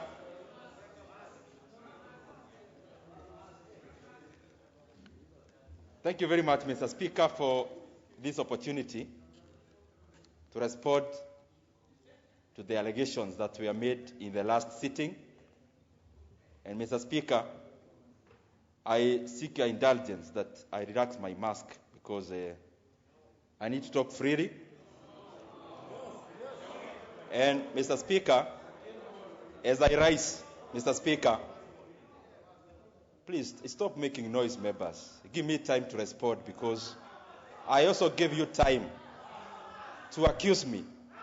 No, Honorable Dede Nyoro, who did you are not you? Who could you? You have no authority or capacity to give anybody time. All right, Mr. Speaker, I received your summons, and you know very much that I respect you in terms of the person, your person, and I also respect the chair and the speaker of this house.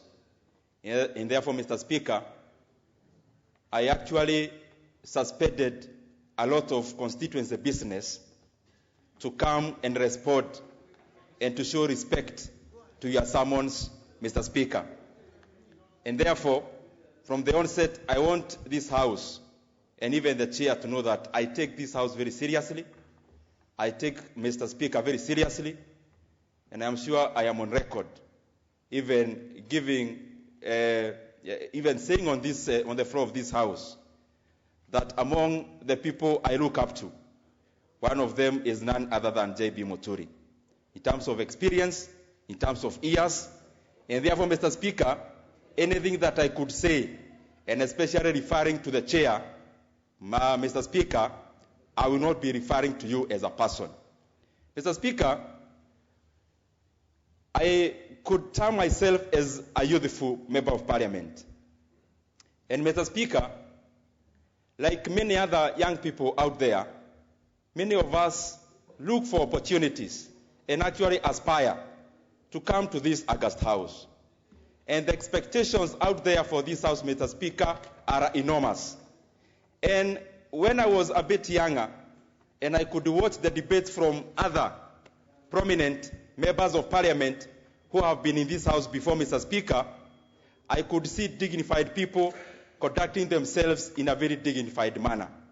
And therefore, Mr. Speaker, I would want to give my response in a forthright manner without holding anything back.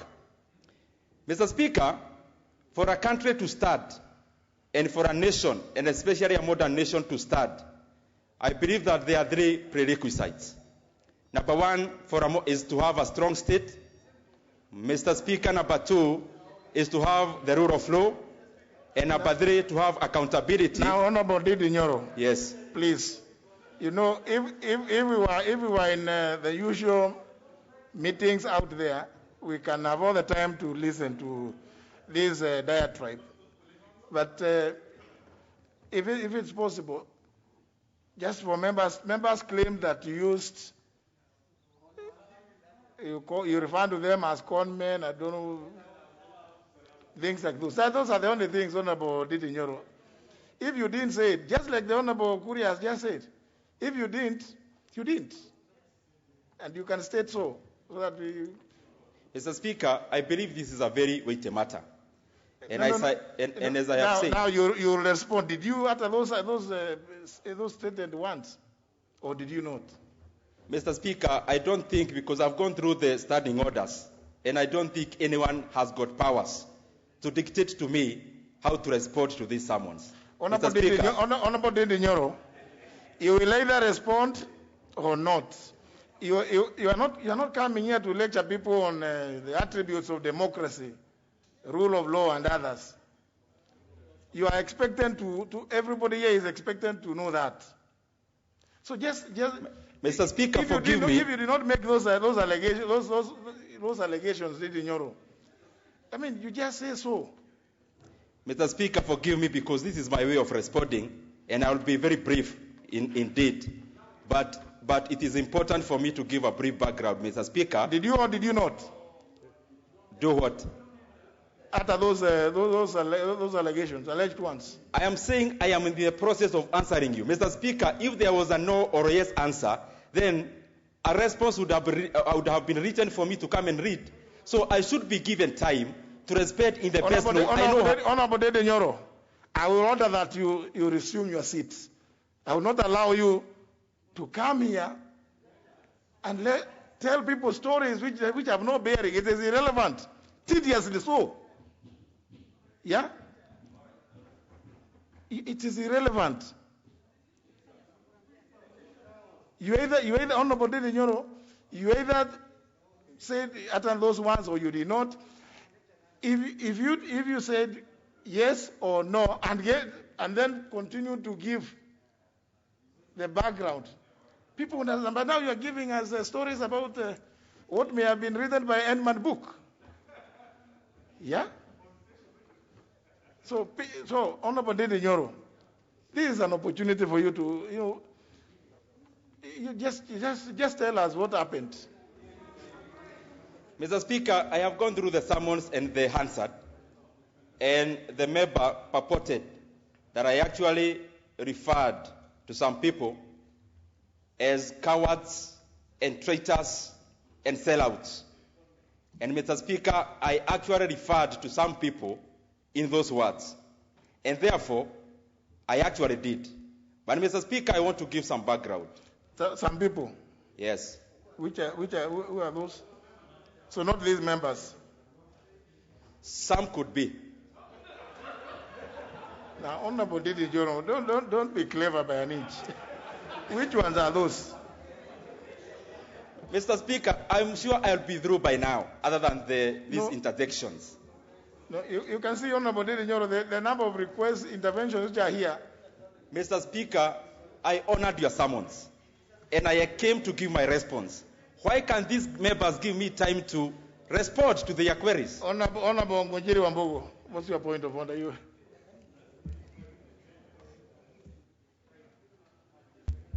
Mr. Speaker, thank you very much for giving me an opportunity to raise an issue that was initially raised by Honorable Wanga about the need to respond specifically to the issues that were raised. Mr. Speaker, the issues that were raised was that Honorable Dende called certain people sellouts, conmen, traitors. He has admitted that he actually called certain people that.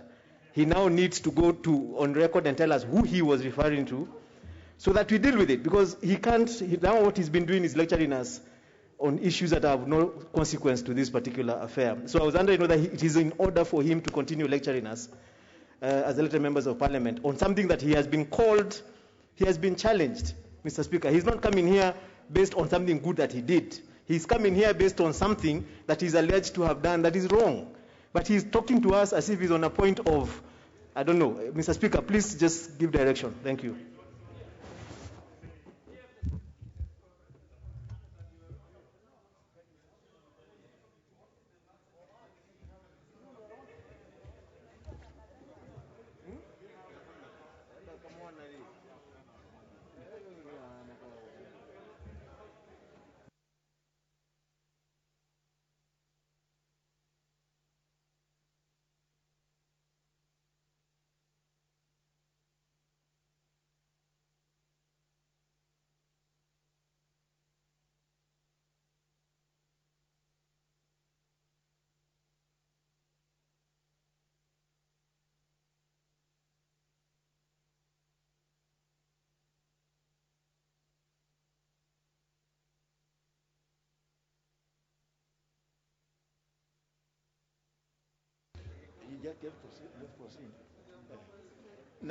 No, members, because the member, that was a point of order, and I think the Honorable Didi Nyoro was in the process of explaining.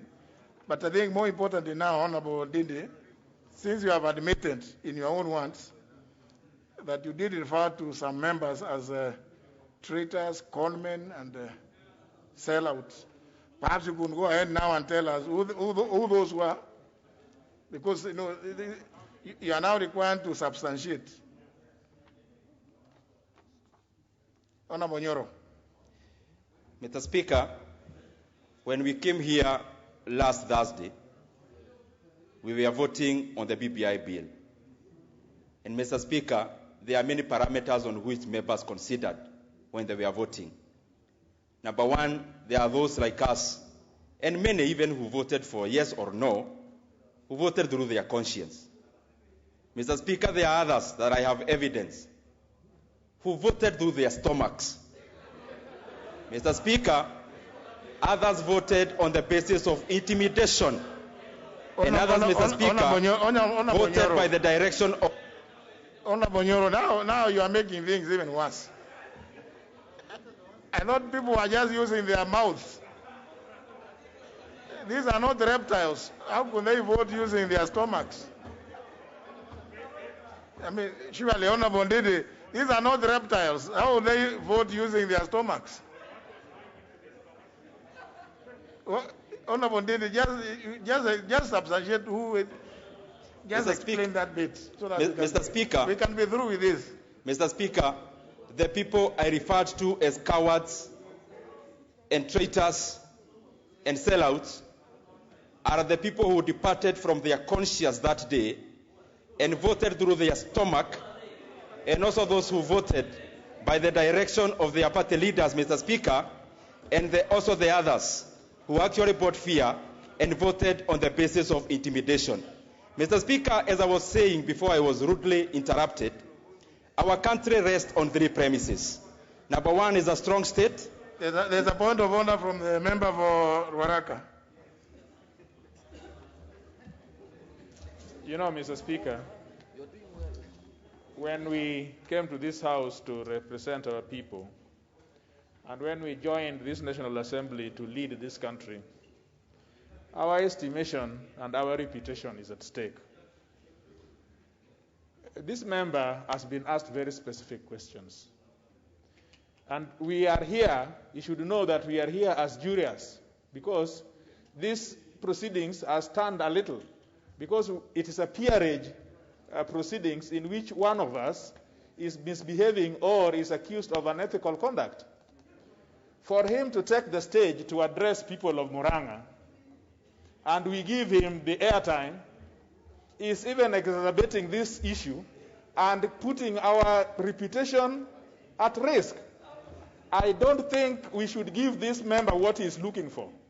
He wants bonga points, or what is called bonga points, by addressing people of Murang'a. Now, to continue and say that some of us voted by our stomachs is even worse. He said that we are cowards. He said that we are all those things. But now he is saying exactly what Honorable Kuria was accused of saying. He is saying that some people are voting by what we ate, as though what we ate can turn into votes. So he should tell us how he has looked at my intestines and seen what exactly I ate. And Mr. Speaker, to tell us that some people are voting because of party leaders, right? You see, a contemner, Mr. Speaker,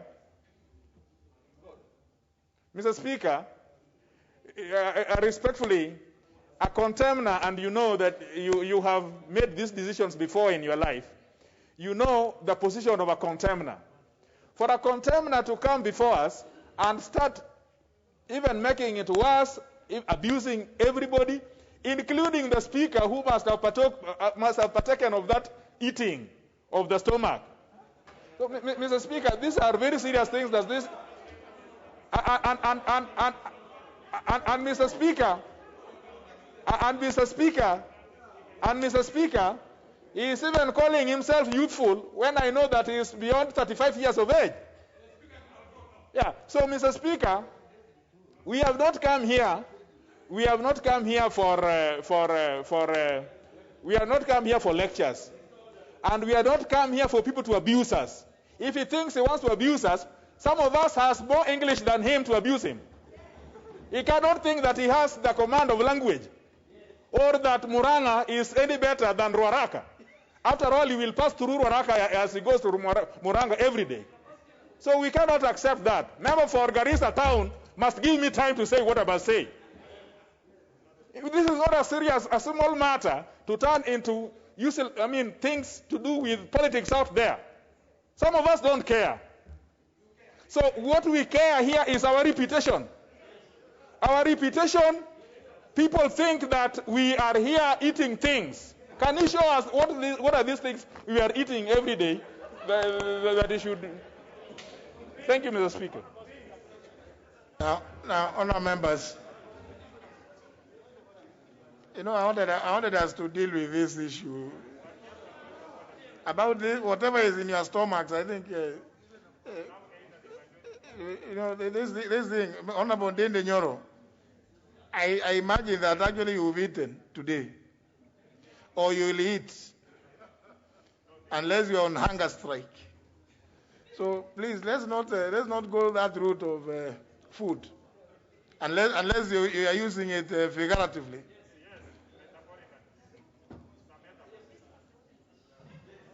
Honorable Nyoro, Mr. Speaker, I don't know why some members have gone on the defensive, because I'm yet to name names, and I'm going there.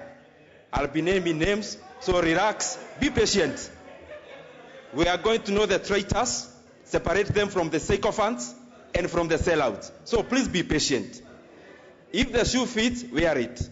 If it doesn't fit, don't wear it. Please give me time. Yes. Please give me time. Honorable Duale, what is your point of order? Hold on, there's a point of order.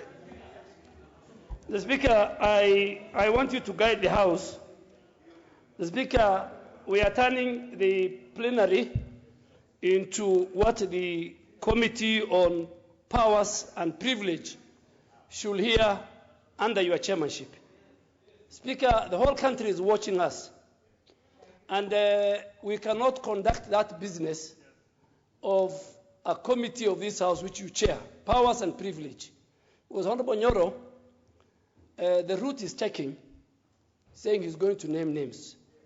So we are moving from one marquee issue to another. Because, Mr. Speaker, I have been here. I've been here, and I'm sure Honorable Bandi and Honorable Kimunya will agree with me. In the 10th Parliament, the great lady and then the Minister for Justice and Constitutional Affairs, Honorable Mara Karua, I can't remember, I'll go back to the Hansard. That time we were in the chamber of the Senate. She said, this house has been turned into the biggest auction house. Speaker, a number of times members have even called others rent seekers. But you remember, those times the matters were referred to the Powers and Privilege. And some members ended up being invited by EACC. We have just finished in last Parliament dealing with the matter of the mercury and the sugar. And your committee gave recommendation. Mr. Speaker, I think when a member is named, their route is not this route. The route is different. That the member is given an opportunity to appear before the Powers and Privilege Committee. And Mr. Speaker, it's very sad. In the 11th Parliament, we wanted to amend the standing orders and introduce, like the House of Commons, the Standards and Ethics Officer within Parliament. You remember, yes? And we must do it. We must have Standards and Ethics Officer. I remember, Mr. Speaker, you brought it. And we brought it to amend the standing orders. And on that day, if the Hansard will correct me right, I said, you better have your own internal officer. Today, if we had the Standard and Ethics Officer, by now the Speaker could have heard the truth or the lies behind this matter. But Mr. Speaker, I think the earlier the better you give direction to this debate. Because I agree with you, we vote through the electronic. I don't vote, I've never seen people voting through stomach. Because, two, I think Honorable Ndindi has serious privileged information. And if he has that information, he can give it. Because the moment, for example, he mentions the member for Garissa in this plenary, for example, or the member for Limuru, or the member for Suba, it becomes another sensational matter. It affects integrity of members, it affects their families, it affects their constituencies. So, Mr. Speaker, the way the route we are going, and let me say it as a ranking member, Mr.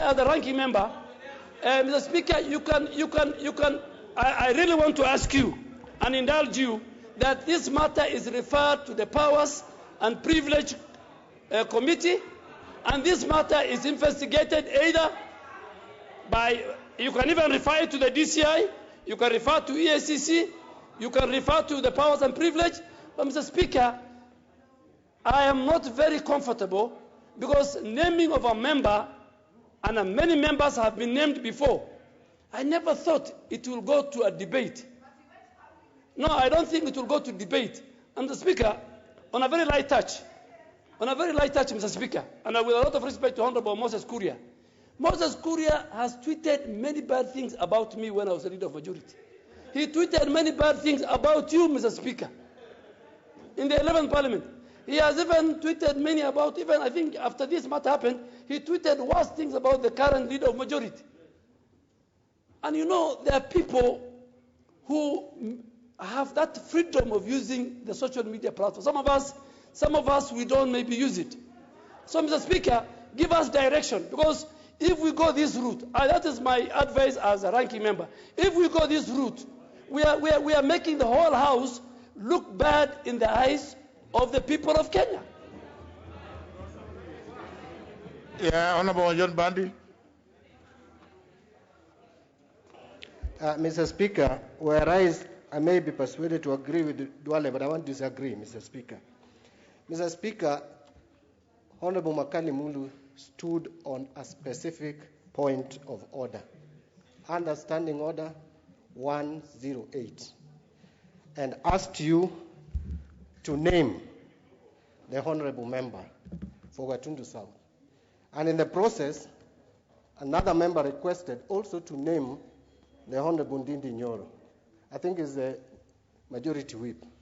So, Mr. Speaker, we are operating under Standing Order 108. So the matter cannot be referred to powers and privileges.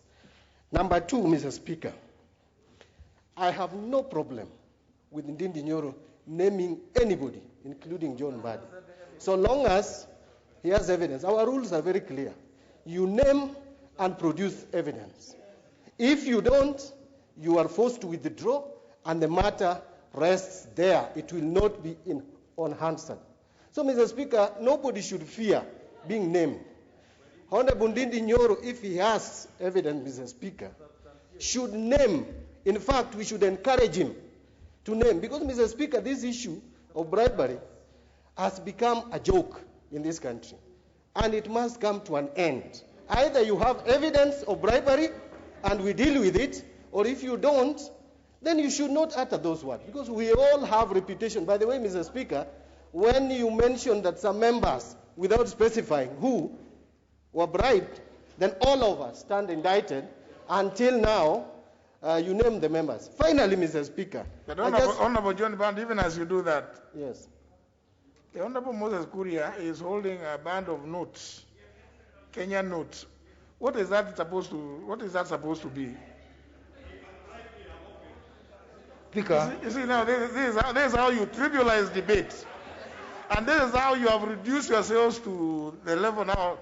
Why would an honorable member be coming here carrying a wand of notes? Surely. Honorable Moses Kuria, what is this now? You know, Honorable Moses Kuria, you know, you started by saying that I made certain remarks about you. You know, I think, and I still insist, you need to spend a little more time here in the chamber, and please read through the standing orders that internalize them.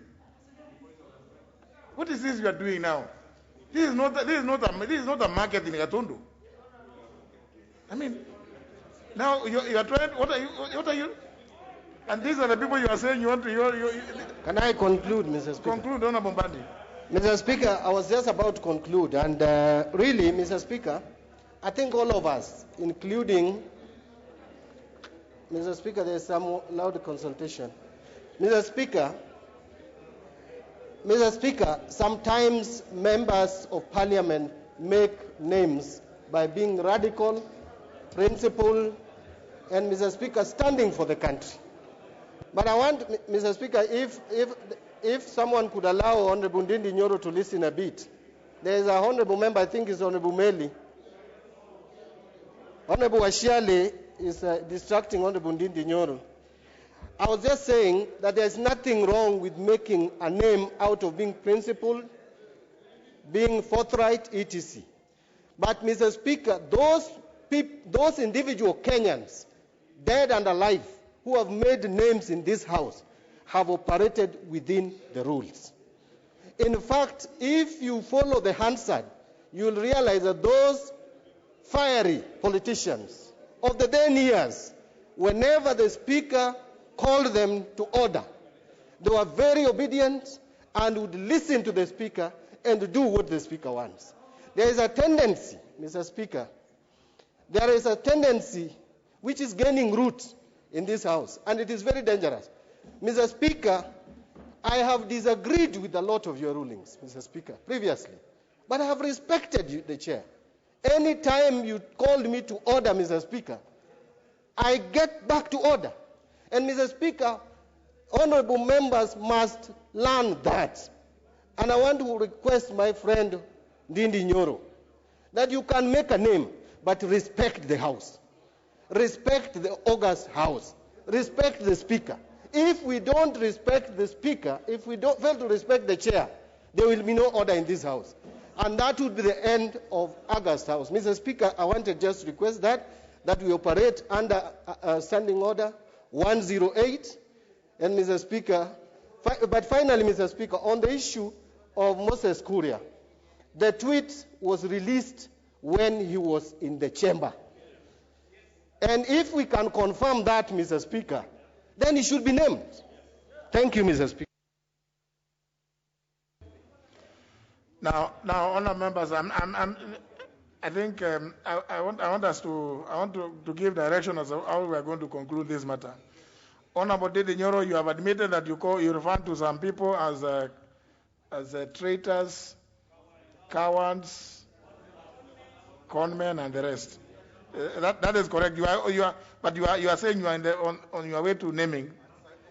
Is that correct? Maybe. Mr. Speaker, if you give me just 3 minutes, I'll No. Can you first of all confirm that? Because you said you are now in the process of going. Mr. Speaker, what I have is evidence. If you guide me to name now, I will name now. Now, Honorable Ndindi Nyoro, did you refer to some members that way? As what? Conmen, traitors, sellouts, cowards. Mr. Speaker, I referred to some people as cowards, traitors, and sellouts. But I also want to add, they are also sycophants and betrayers of the Kenyan people. Very well. That's enough.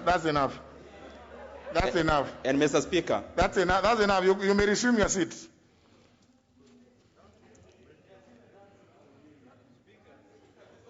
No. Now, honourable members,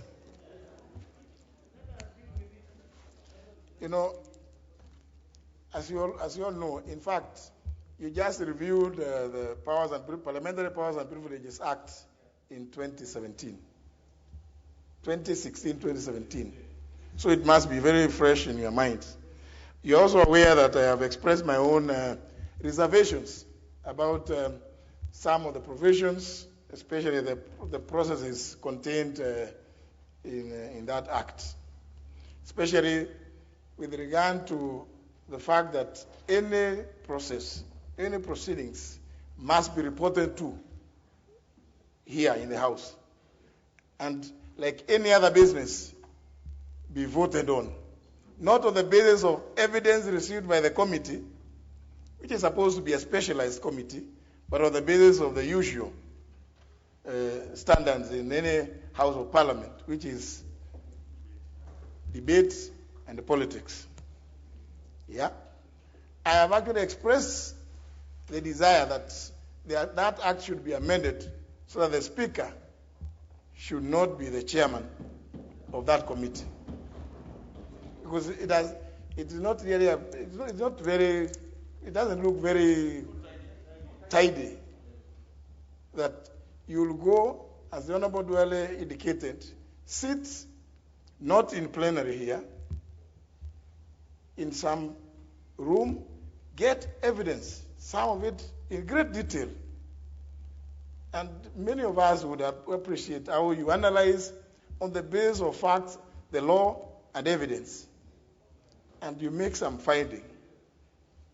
Then you come and, within no time, you are told, put the question. And the matter is over. One way or the other. Whether you are convicting or not convicting, I think there is need for you members, any one of you, to propose an amendment so that the speakers of the House of Parliament do not chair that committee. So that then the speakers can impartially preside over a debate on a report from the Committee of Powers and Privileges. It is not, because it's not very easy that you have sat, taken evidence, and then when it comes here, you are told, no, it is rubbish. It doesn't look, you see, Everybody is a human being. And you may be doing it for many reasons. You know, the members have even alluded to some of the reasons. Yeah. So I think we will go to what is in our standing orders. And with respect to what the Honorable Dede Nyoro was about to do, I will therefore not allow the Honorable Dede Nyoro, and this is my ruling, to move in the direction of naming any member here in the plenary without a substantive motion. That is our standing orders. You cannot come and make disparaging remarks because in the form that you have admitted in your own words, Honorable Dede Nyoro, were you to name a member here without a substantive motion, you will be in breach of the standing orders. And therefore, I will be satisfied with your admission that you actually refer to members as such. With regard to the member for Gatundu South,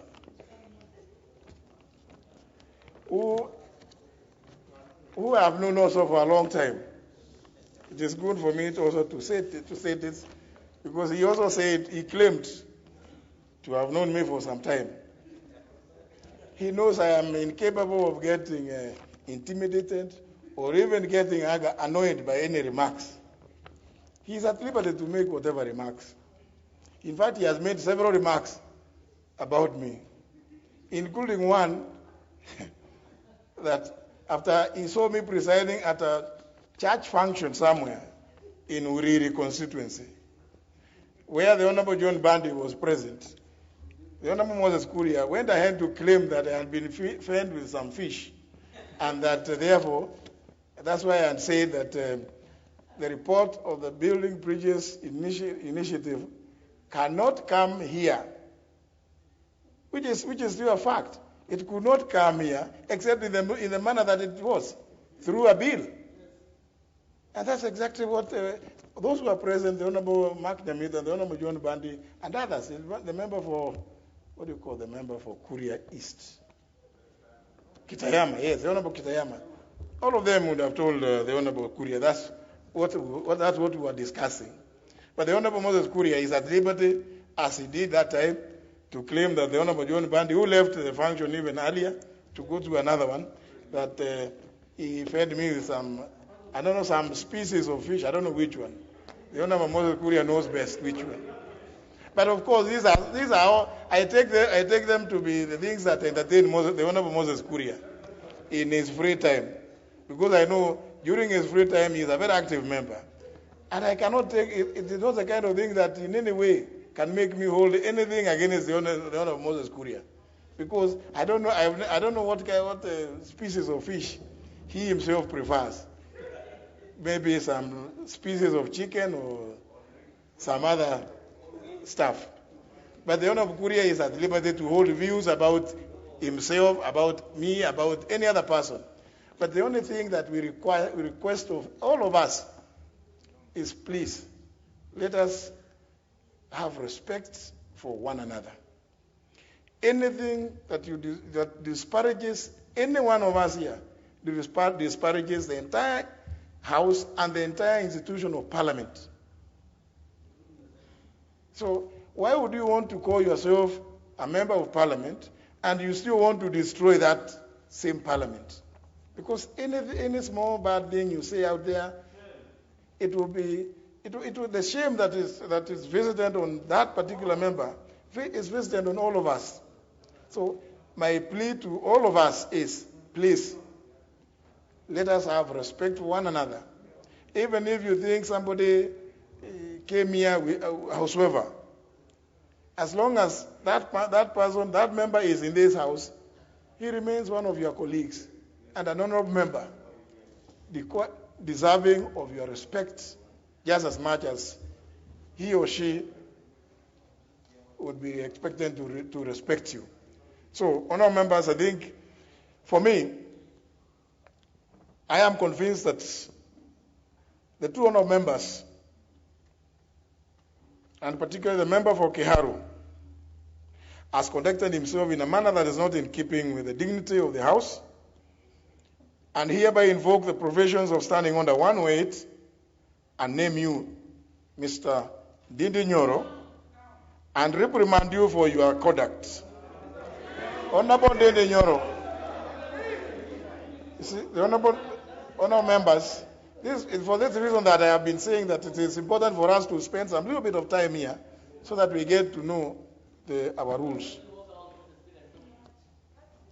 So the Honorable Dindi Nyoro, that suffices. But any member is at liberty hereafter to move a motion for your suspension from the House in keeping with the provisions of Standing Order 108, Subsection 2, Paragraph A. Thank you. With respect to the Honorable Moses Kuria, who has clearly denied ever having made the statements that he is alleged to have made, I have no, I just, about the money which he has in his hand, that is his property.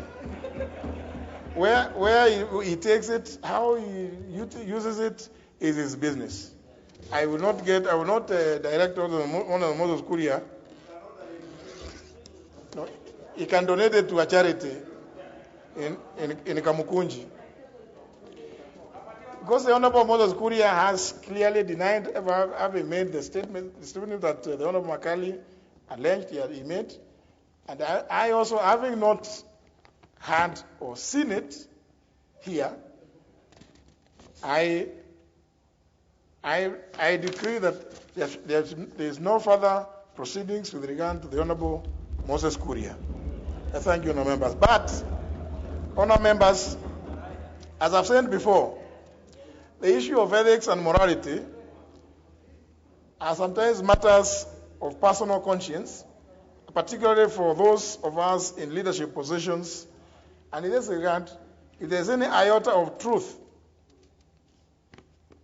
even though denied, I want to leave that to the conscience of the member to prick him. I thank you, Honour Members. Honourable Mbandi. Yeah. You can have whip moving. Honourable Wangwe. Thank you, Honourable Speaker. Honourable Speaker, in line with your ruling that the Honourable Ndindi be named, I beg to move that the Honourable Ndindi Nyoro be now suspended from the House pursuant to Standing Orders 108.2a and 110. Honourable Speaker, I beg to move and ask my Deputy, the Honourable Maoka Maore, to second.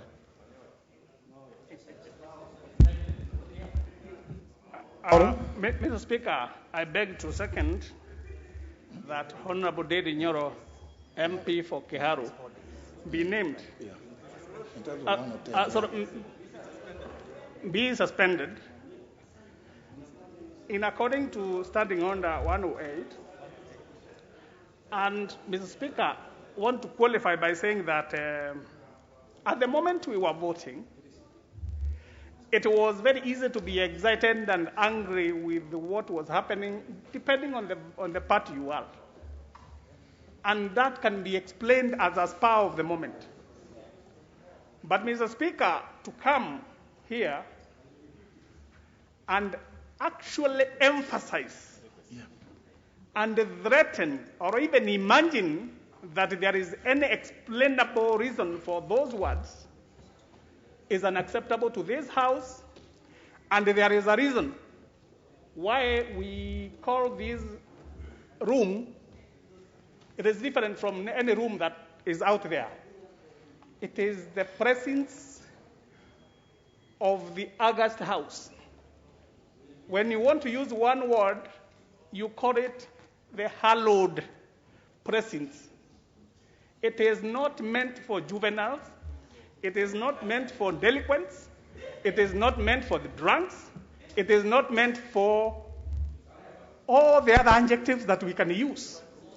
to protect the dignity of those who come here. It does not matter what excitement is there. And Mr. Speaker, I wish you had allowed the Honorable Member for Gatundu South to say what he was holding. What for? The story would have been different from what you have ruled. So, Mr. Speaker, I wish to seek the indulgence of the House that we need to teach the Honorable Dede Nyoro and the others who might wish to follow his path. Hakuna nduka inauza andabu.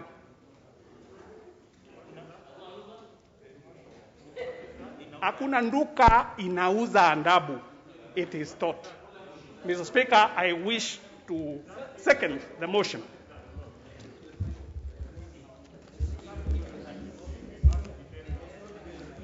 Honourable members, and the member for Endebess, I invite you to also have a look at Standing Order 108. There is no debate. Honourable members, I put the question, which is that Mr. Dede Nyoro be suspended in the first instance. Will as many as of that opinion say aye? Aye. Will as many as the contrary opinion say nay? Nay. The ayes have it.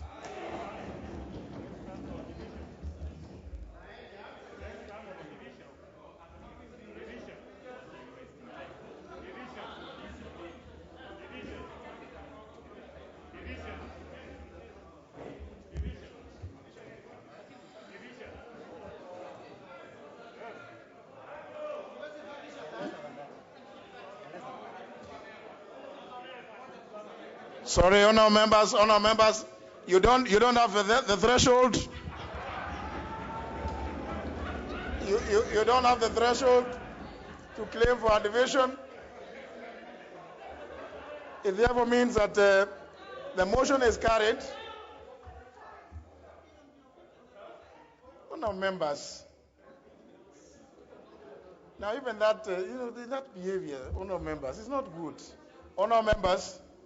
It therefore means, and honourable members, I want to just explain to you the standing orders, your standing orders, and this is in reference to the point made by the Honourable Duale. The standing order, your own standing orders are crafted in such a way as to treat you with a lot of dignity.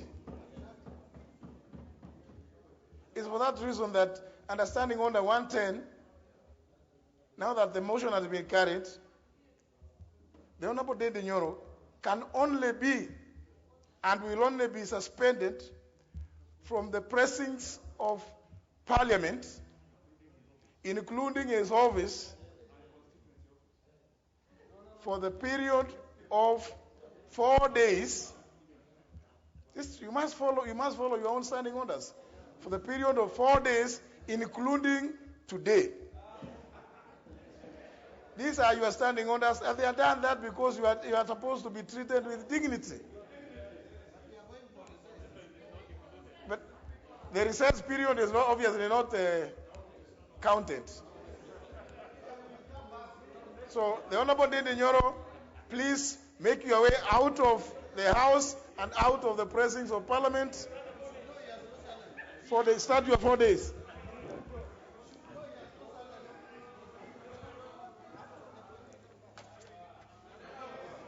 Honorable Dede Nyoro, that is inviting, you don't make noise. Just go to Gero or wherever. Yes, Honorable Duale. Mr. Speaker, just to remind members that in line with the standing orders, I think they need to consult Honorable Chair of Public Accounts Committee, who was a victim of this, even worse. And until the Powers and Privilege Committee rescinded and forgave him. So, Mr. Speaker, the standing orders are very, very clear. So I think it's good our friend Honorable Nyinyi got 4 days. But you can go and ask Honorable Wandai, because he went for more days, and you miss many privileges, even the freedom of thought and freedom of speech that you enjoy within the prison of Parliament, Mr. Speaker. Mr. Speaker, I agree that you have saved the situation, and I think the standing order is 108. I really wanted the Honorable Njinyi to be forgiven, but it looks like he doesn't want to be forgiven for even other crimes. Now let's go back to business now. No, it's not about that. We can't spend the whole day on that. Member for Kilifi North. Yes. We are through with those issues now. Mr. Speaker, I thank you, Honorable Speaker. I rise to request that I presented an Amendment Act to the Chiefs Amendment Act in July 2019. We prosecuted this matter at the committee and also at the Budget Committee. But up to today, this has never come back to me. I have made many follow-ups with the clerk of the committee, with the chairperson of the committee. But, Mr. Speaker, can I catch the attention of the Speaker, for a minute? So, Mr. Speaker, I have made many attempts to get feedback on this so that a report is written for me to be able to know whether we can proceed or not. I would like to request your indulgence, Mr. Speaker, that you request the clerk to forward the report, write the report and forward the report, so that you can also use your discretion, whether it's a money bill or not, that it be debated in this chamber. But the time it has taken from July 2019 to today, I have tirelessly followed this matter, and I would like to request your indulgence and the direction on the matter, Mr. Speaker. I thank you. Director Legislative Services is here, so you take up that matter and let's get the report as soon as the House resumes. Much obliged, sir. Yes. Honorable Sankok, what's your... Honorable Speaker, I had a request that I wanted you to address, Honorable Speaker, because, Honorable Speaker, there is a parking that is normally reserved for persons with disability. It is internationally recognized. The sign is known all over the world that it is reserved for persons with disability, and it is not for cosmetic, Honorable Speaker. Some members, Honorable Speaker, if they are dropped on the front of this House, Honorable Speaker, they will need to be carried to the chambers, Honorable Speaker. If they are dropped very far, it will be very difficult for them to access these chambers, Honorable Speaker. Honorable Speaker, so specifically, the parking for persons with disability is just opposite the door that goes to our media center, Honorable Speaker. Honorable Speaker, but honorable members don't read those signs. Honorable Speaker, even members of staff end up parking their cars in those parking, Honorable Speaker. Today, Honorable Speaker, we have complained severally, and we have told the security people and the sergeant at arms to preserve those parking for members with disability and staff with disability, Honorable Speaker. Today I met a car registration number KCU 396S, Honorable Speaker, KBS 597F, parked on the parking that is reserved for persons with disability. If you have the ability to walk across the streets, some of us don't have that ability. If you have the ability to walk upstairs, some of us don't have that ability, and some of the reserved parking are specific so that we access drums so that we can be able to access these chambers. So, Honorable Speaker, I ask for your protection. Now, I think that matter would be taken up by the clerk, and the sergeant at arms is advised to enforce. The sergeant at arms is the one who is supposed to enforce, but the clerk will take up the matter. Thank to you, sir. ensure that those reserved parkings are not taken up by other people or other members who may be not qualified to park in those spaces. Now, how these members who have raised? No, let's get the leader majority to move this. Next order. Honorable Speaker, I beg to move the... Order number 8, procedural motion, consideration of certain business received during the recess period. Honorable Speaker, I beg to move the following procedural motion, that notwithstanding the provisions of Standing Order number 120, 122, and 126, relating to publication procedure upon publication and first reading of bills, and Standing Order number 210, subsection 2, relating to tabling of statutory instruments, this House orders that during the period of the May long recess, 14th of May to 7th of June 2021, number 1, should a bill be published during the said period, or a published bill become due for first reading during the period, the Speaker shall, upon lapse of at least 7 days following the publication of the bill, the fulfillment of the provisions of Article 110(3) of the Constitution, and following a determination that such a bill is of priority, forthwith refer the bill to the relevant committee for consideration, pursuant to the provisions of Standing Order number 127, Committee of Bills to Committees and Public Participation. And upon resumption of the House, cause the bill to be read a first time, and the second reading may be taken forthwith, or on such other day as the House Business Committee may be determined. Number 2, should any statutory instrument be transmitted for tabling before the House during the period, the Speaker shall, following a determination the statutory period is of priority, forthwith refer the statutory instrument to the relevant committee for consideration and cause the statutory instrument to be tabled in the House during its next sitting in accordance with the provisions of Section 11 of the Statutory Instruments Act number 3 of 2013.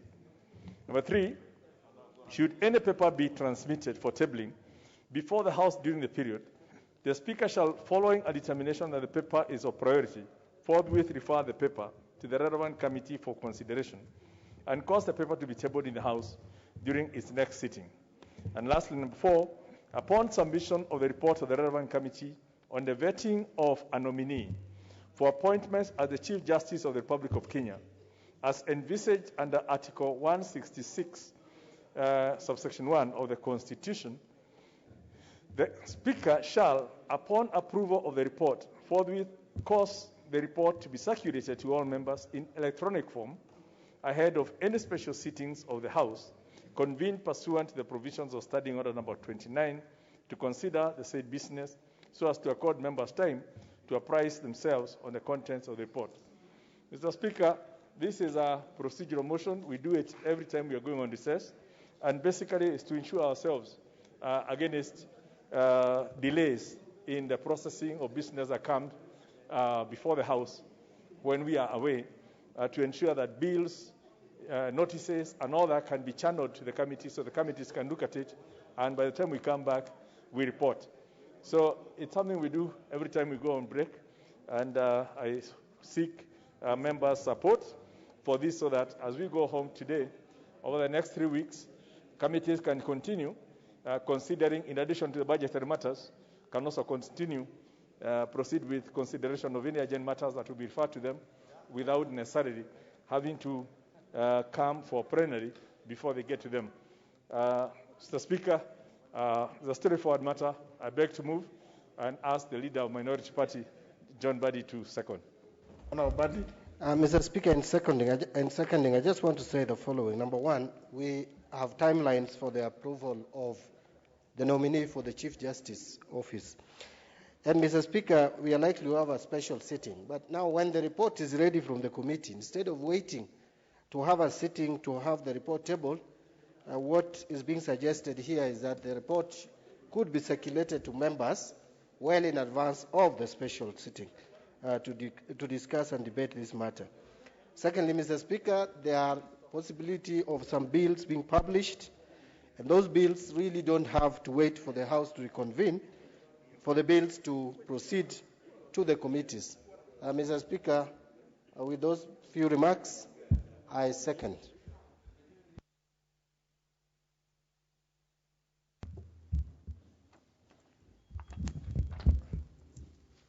Honourable members, I propose the question, which is that notwithstanding the provision of standing orders 120, 122, and 126 relating to publication, procedure upon publication, and first reading of bills, and standing order 210, subsection 2, relating to the tabling of statutory instruments, this House orders that during the period of the May long recess between 14th of May to 7th of June 2021, 1.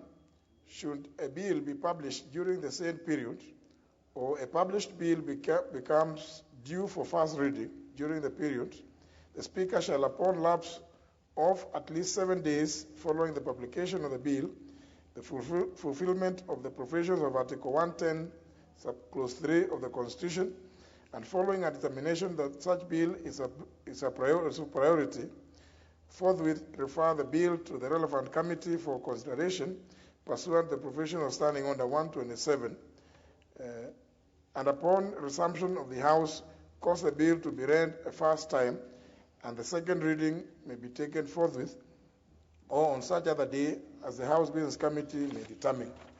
2. Should any statutory instrument be transmitted for tabling before the House during the period, the Speaker shall, following a determination that the statutory instrument is of priority, forthwith refer the statutory instrument to the relevant committee for consideration and cause the statutory instrument to be tabled in the House during its next sitting in accordance with the provisions of Section 11 of the Statutory Instruments Act No. 3 of 2013. 3. Should any paper be transmitted for tabling before the House during the period, the Speaker shall, following a determination that the paper is of priority, forthwith refer the paper to the relevant committee for consideration and cause the paper to be tabled in the House during its next sitting. And 4.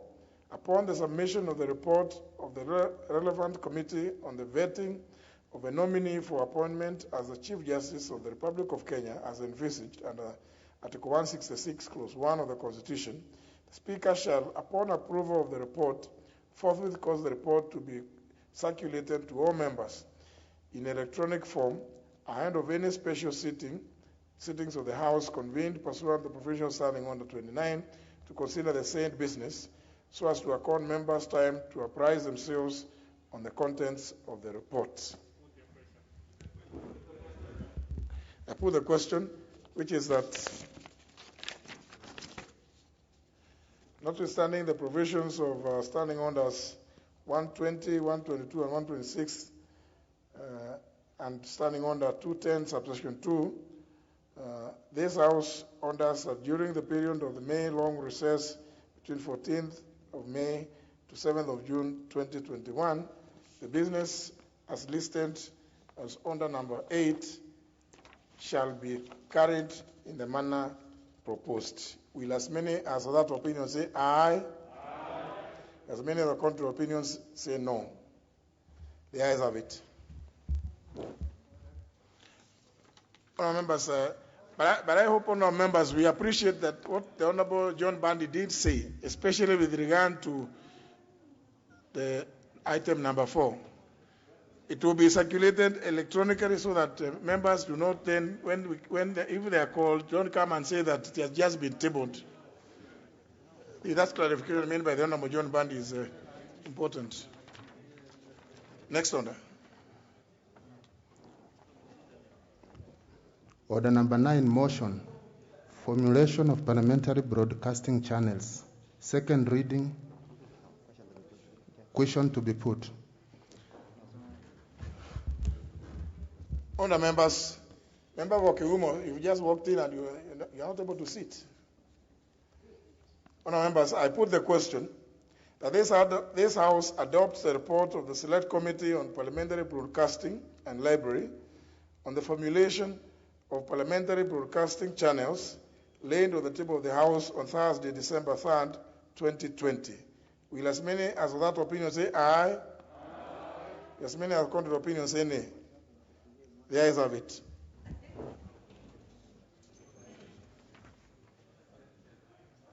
Next order. Order number 10, the Public-Private Partnership Bill, National Assembly Bill number 6 of 2021, second reading.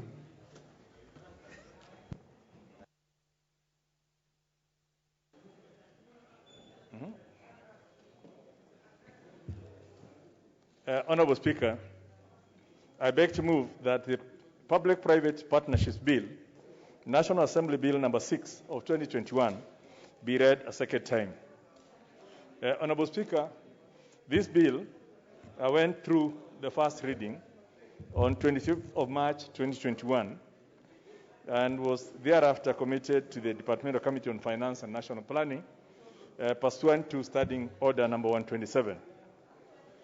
Honorable Speaker, as we all know, our great republic has been engaged in a whole flurry of activities to do with infrastructure development, ranging from roads, hospitals, railways, and all other forms of social development that is critical for opening up the economy and creating job opportunities and creating the transport corridors that will facilitate farmers to get their inputs into their farms and outputs into the market, facilitate industry in terms of goods as raw materials and as final products to the markets, our interconnectivity with the rest of the region, and as part of enhancing our trade capabilities, our airports, our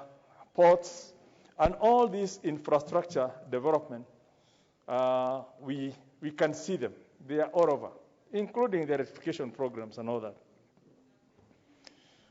However, we all know that these capital projects, these investments, are heavily capital intensive.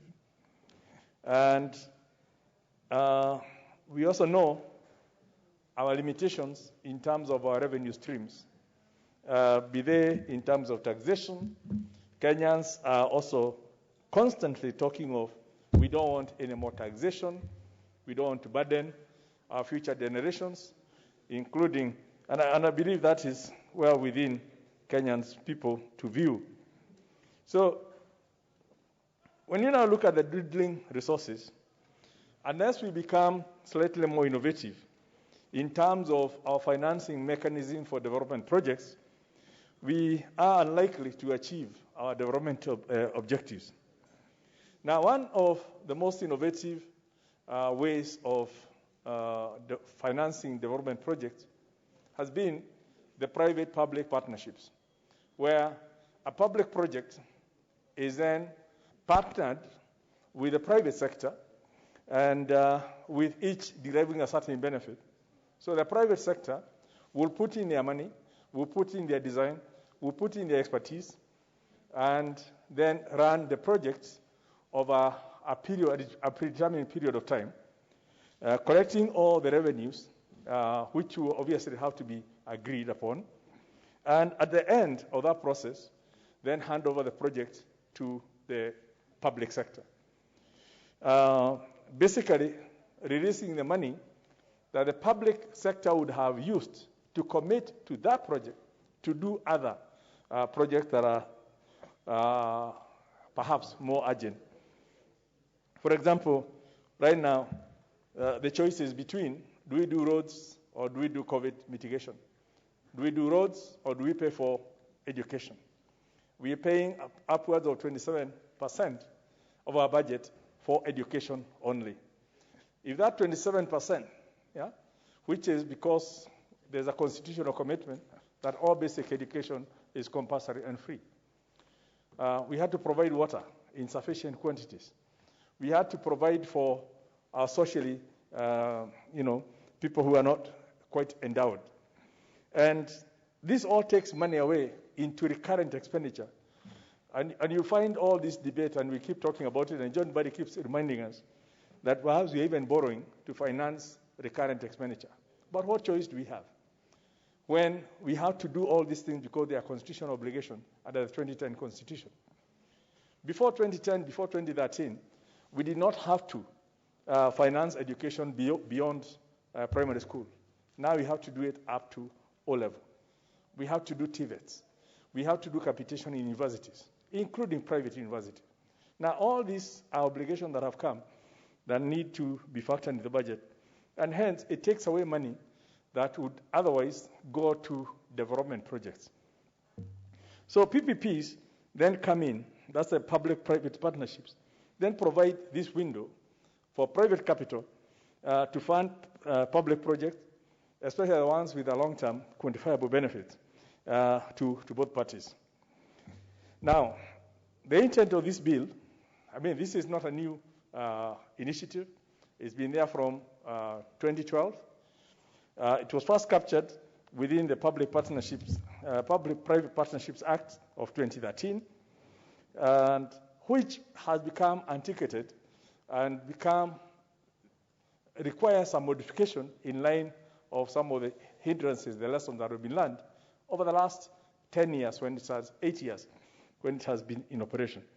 So the intent of this bill is really to streamline this area of law to further encourage foreign direct investments in line with the government's industrialization agenda, in line with the Big Four agenda.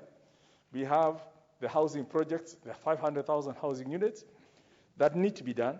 We have industrialization needs to be done. We need roads to enable those Agenda 4. And the opening up of even agricultural estates for food security. This bill, just first of all to look at it, broadly has 87 clauses. It's now a comprehensive bill encompassing what was there in 2013, the amendments that were brought in 2017, which again was bringing in the issue of counties. And this has been, was passed through this House, was subsequently taken to the Senate. Senate came back with amendment. It went through mediation. And in between, while waiting to discuss the mediated version of the bill, it became clear that there were still some other issues that needed to be amended, because the emphasis on the amendment that were brought in 2017 was on matters to do with counties. But then there were other national matters that had not been legislated. And based on the experience and what the feedback from the people wanting to engage, it became clear that the natural route would be stop tinkering with the individual pieces, do a comprehensive bill that covers both national and county projects within a holistic framework, and hence the birth of this new bill. So it seeks to provide for the participation of the private sector, not only in the financing, in the construction, in the development, in the operation or maintenance of infrastructure development projects, again through these partnerships, and also to streamline that regulatory framework for the PPPs. I did mention, obviously, that this is really now a consolidated thing, taking into account the PPP bill of 2017 and the 2013, plus new thinking that has come. And some of the changes you find is this bill, for example, intends to reduce the committee members. Within the mediated version, there was a proposal that the composition of the members should be 15. Now, 15 members in a committee is such a, it's the more members you have in a committee, the longer the decision making, and hence, good standards mean the ideal committee should be between 6 and not more than 12. The Mwongozo Code also talks about those numbers. So this bill then intends to reduce the PPP committee members to 10 from 15. Now, instead of having 7 principal secretaries sitting in a committee, basically it's like everyone wants to be there. And getting them all together and all that just delays the wheel. So this bill is looking at having not more than 3, and also removing the Attorney General, who will be replaced by the Solicitor General, who is really the principal secretary in the Attorney General's office.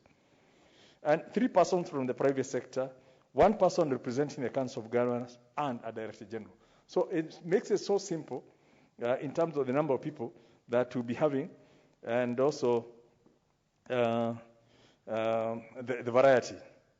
Now, in respect to the functions and powers of the PPP committee, the committee has also been given some more policy direction functions, where some of the technical functions have been assigned to a directorate, which was formerly a clause and this is under clauses 15 and 19.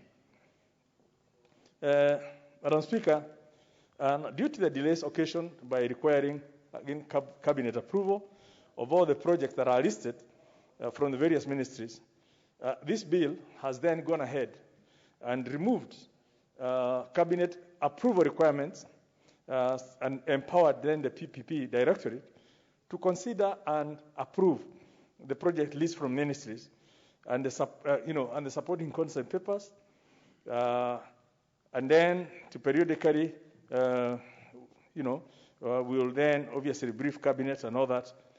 But as in the original bill, the 2013, the architecture was such that, ministries would generate a list of bills that need to go for PPP.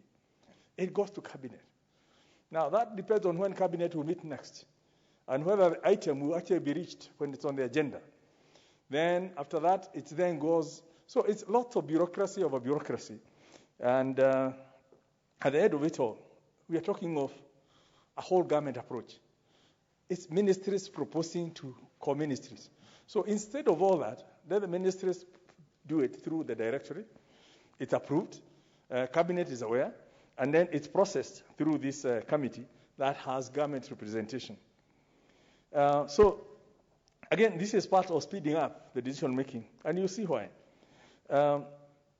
This bill has also, which is a different change, it was not there in 2013, it was not there in the mediated version, has also introduced local content provisions, which gives now clarity on how do the local communities, how do the local services, how are they supposed to be tapped into any PPP? We got this Nairobi Express Highway, over Uhuru Highway. It was won by a Chinese group. They're doing their thing. But where is the provision for local content to be inbuilt within that, right? It's not in the law. So what this bill is now proposing to do is when somebody comes to do the next PPP, it could be a flyover, it could be a road over Kiabu Road, or it could be a road over Limuru Road, or somewhere in Eldoret or somewhere in Mandera. Having that PPP, then there will be some provision for using local content so that the local community also feel a sense of ownership into the project. So I think I don't want to belabor the point, but I just highlighted those 4 items to see the difference we have between the 2013, the 2017, and this bill, so that it's an improvement. It also proposes timelines on key project processes and stages for more efficient and predictable project development environment. And this is critical because of the need for that predictability. For those of you who, members, Madam Speaker, who may be in the know, discussions over this Uhuru Highway overpass began way back in 2004, and we are now in 2021, 17 years ago. We wasted 17 years of debate, one group coming, another one going, and of course, the project escalates, the benefits are delayed. I believe there's members who are talking of the traffic jam on Mombasa Road because of some of these things. Yet we could have been congested, all these things, by the time we're doing Thika Road. In fact, we were supposed to have done in a seamless way, do Thika Road all the way to the overpass. Right now, we know what has happened. We had settled for a road with some grass, a road with some trees. Now it's all been uprooted. So it's all these costs, removal of services because they were put in the wrong place. And we can't do it like that. So timelines will be inculcated into that. And I do hope by the time we finish some of these things, is people will now be enticed to then go into Lamu, the government having done the first 3 baths, to then get the private sector to say, yes, we can come in because you have a legal framework that is conducive. We can create the extra 15 baths on a PPP and get the Port of Lamu working. So I really don't want to get in terms of the details. I believe PPPs are clear-cut. Everyone understands. how they work. The other thing I just want to highlight, and I said I will come back to this, is the PPP Act of 2013, and which I'm happy, I had some input into it all the way from my time in Treasury, 2007, to create a PPP. It didn't see the light of day until 2013. But despite this act being in place for these 8 years, there's only 2 projects that have achieved financial closure, which tells you, yet there's lots of projects, but only 2. And these 2 is lot number 33 of the Roads Annuity Program. Members who are in the previous House who remember there was an annuity program for roads, which nobody seemed to understand. Nobody seemed to appreciate why we needed to go that direction. But one road, the Gong, Kajiado, Imaroro, Mashuru Road, which is 91 kilometers, was the only one that was done under that project and completed in 2020. And it's a lovely road. And it's open to public use. But the issue with it is that instead of the government now committing the billions that would have been committed, noting that government does not receive its money on a monthly basis as we pay our monthly taxes, then it needs to figure out, synchronize its development outlays to the same funding mechanism on a monthly basis. So instead of borrowing the billions and you pay over time, if somebody can do it and you use the road and you pay on a monthly basis, you're able to use your monthly income to provide services for 90 on a monthly basis. And that road is perhaps the only one that's come. The only other PPP project is what I've been talking about, the Nairobi Expressway project, which is currently under construction, and there's a target date of December 2021.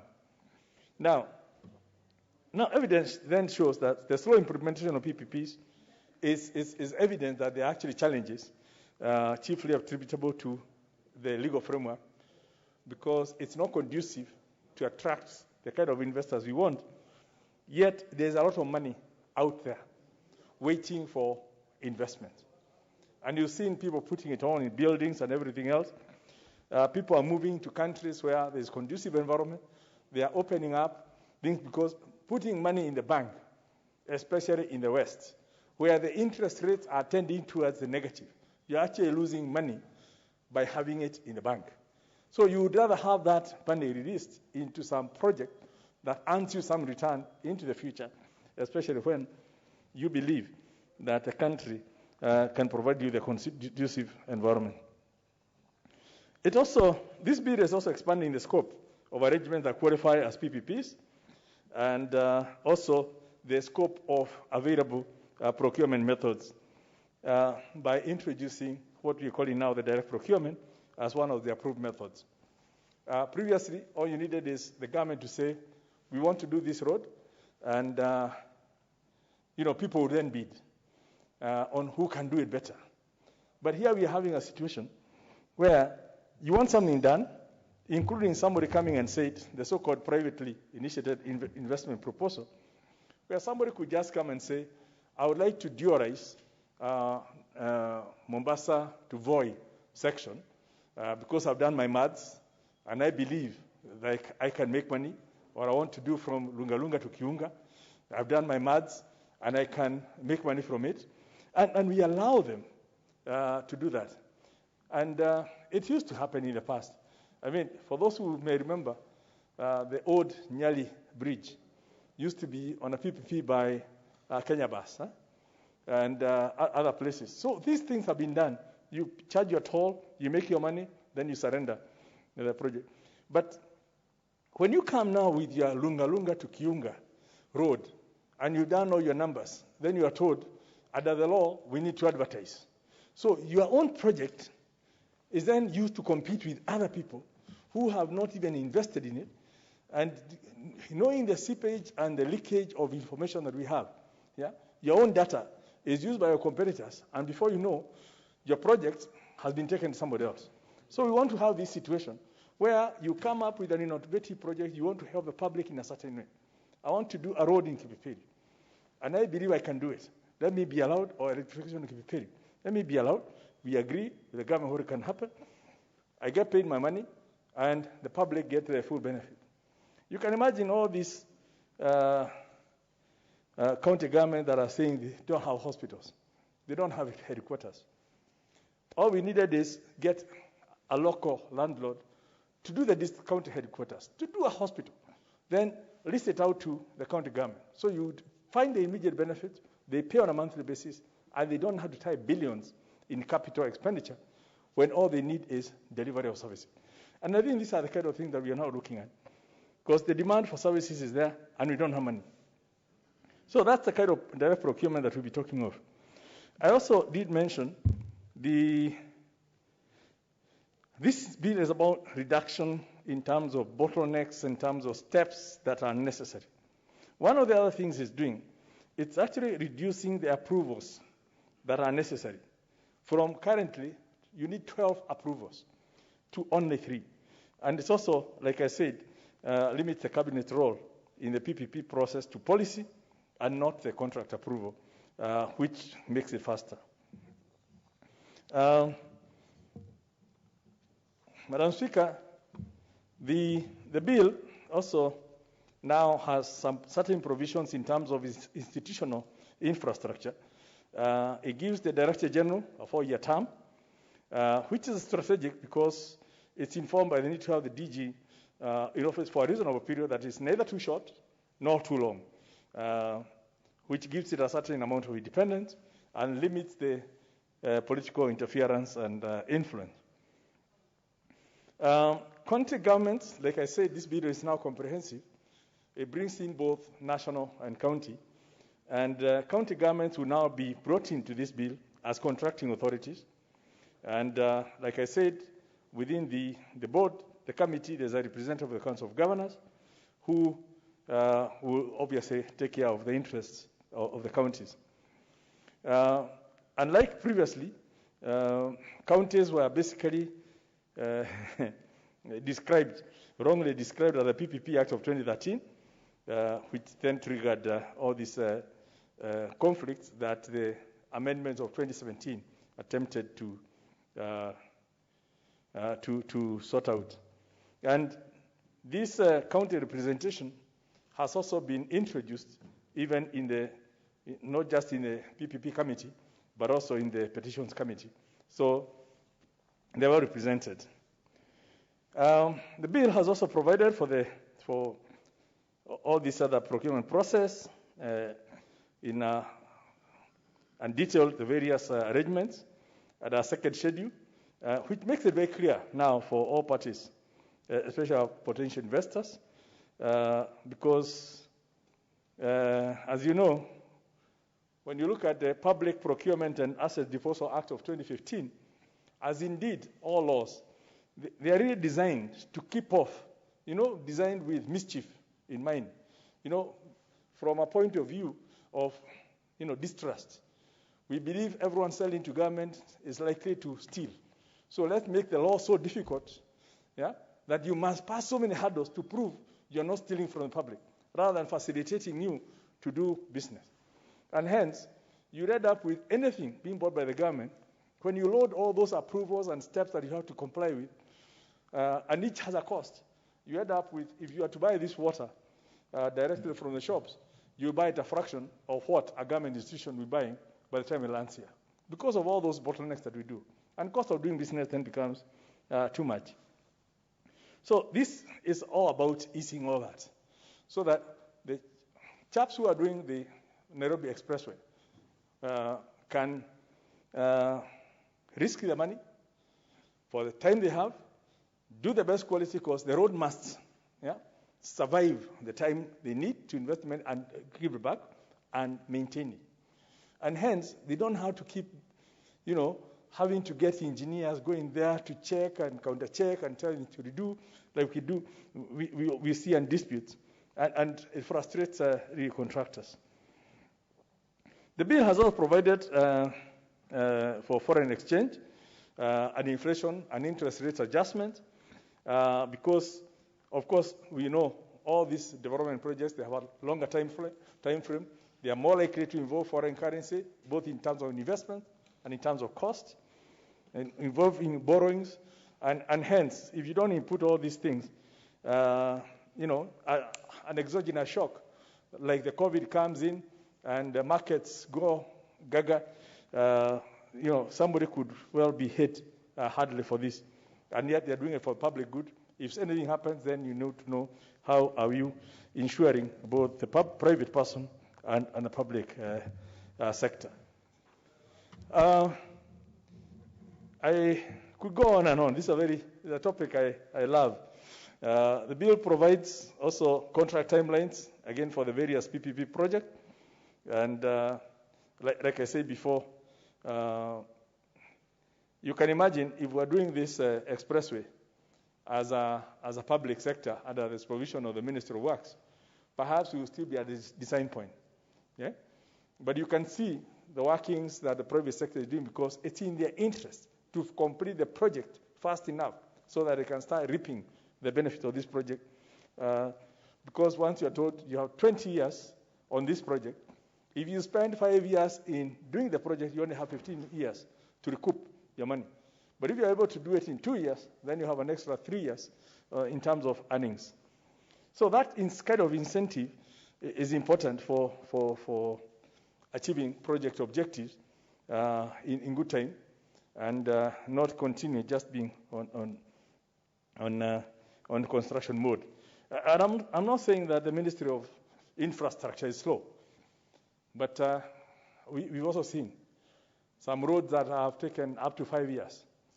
There's some road in Kalau town, a 4-kilometer town road that started in the last term of Parliament. 4 kilometers of road within a town, and it's still being ongoing. Yeah, that's more 4 kilometers. And we've seen others elsewhere, but we've seen the speed with which this expressway, and also the lot 33 that I talked earlier, the speed they were executed. So, Honorable Speaker, this bill, I believe, will go a long way in enabling Kenya to achieve better quality infrastructure, to reduce reliance on the exchequer for development, create more job opportunities for Kenyans, and facilitate ministries and current county governments to provide expertise to the PPP agenda. Members, I think when we have traveled in our benchmarking, you will note all the highways in the U.S. Most of those highways are actually private projects, and that's why they are tolled. And so long as you want to use the smooth highway with all the overpasses and that speeds up your point A to point B, your transition, then you pay the toll.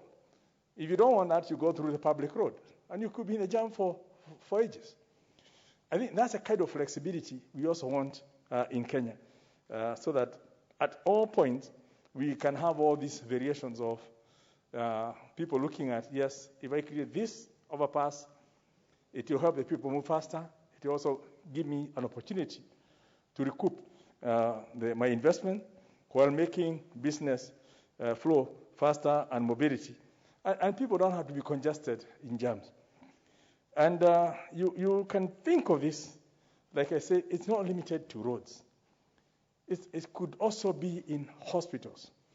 There's no reason why Nairobi Hospital cannot team up with Kenyatta Hospital to do public, to put up a hospital in Kenyatta grounds to treat public people using the expertise from the private sector.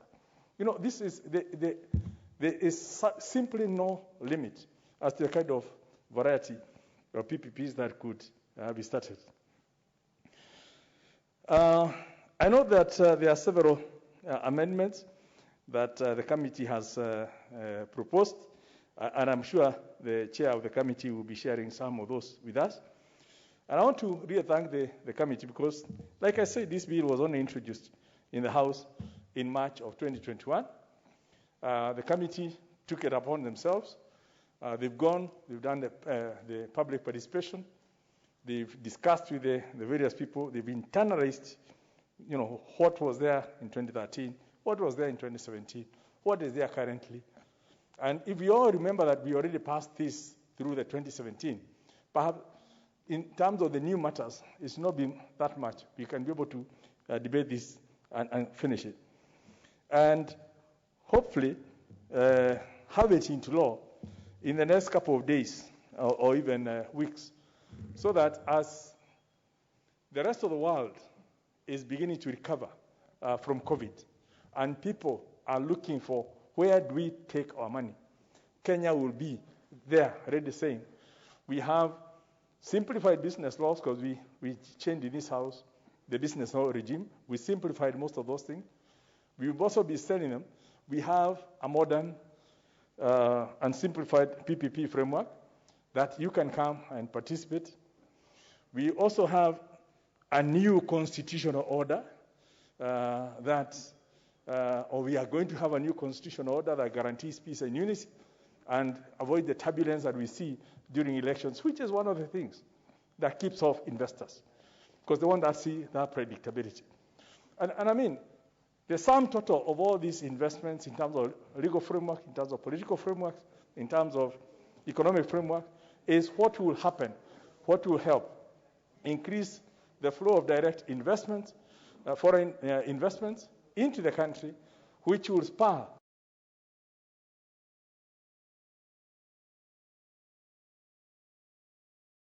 so that the taxation can go up and we are able to even repay some of the loans that we took to do things that perhaps we should have funded through these PPPs. For example, we could have funded the railway through PPP. We could have funded a number of these roads through PPPs, yet so that all that money could now have gone into other social interventions to secure the vulnerable groups and others. So, Madam Speaker, like I said, I love this topic, and I love the changes that are coming in this bill. I want to encourage even our own Kenyan investors.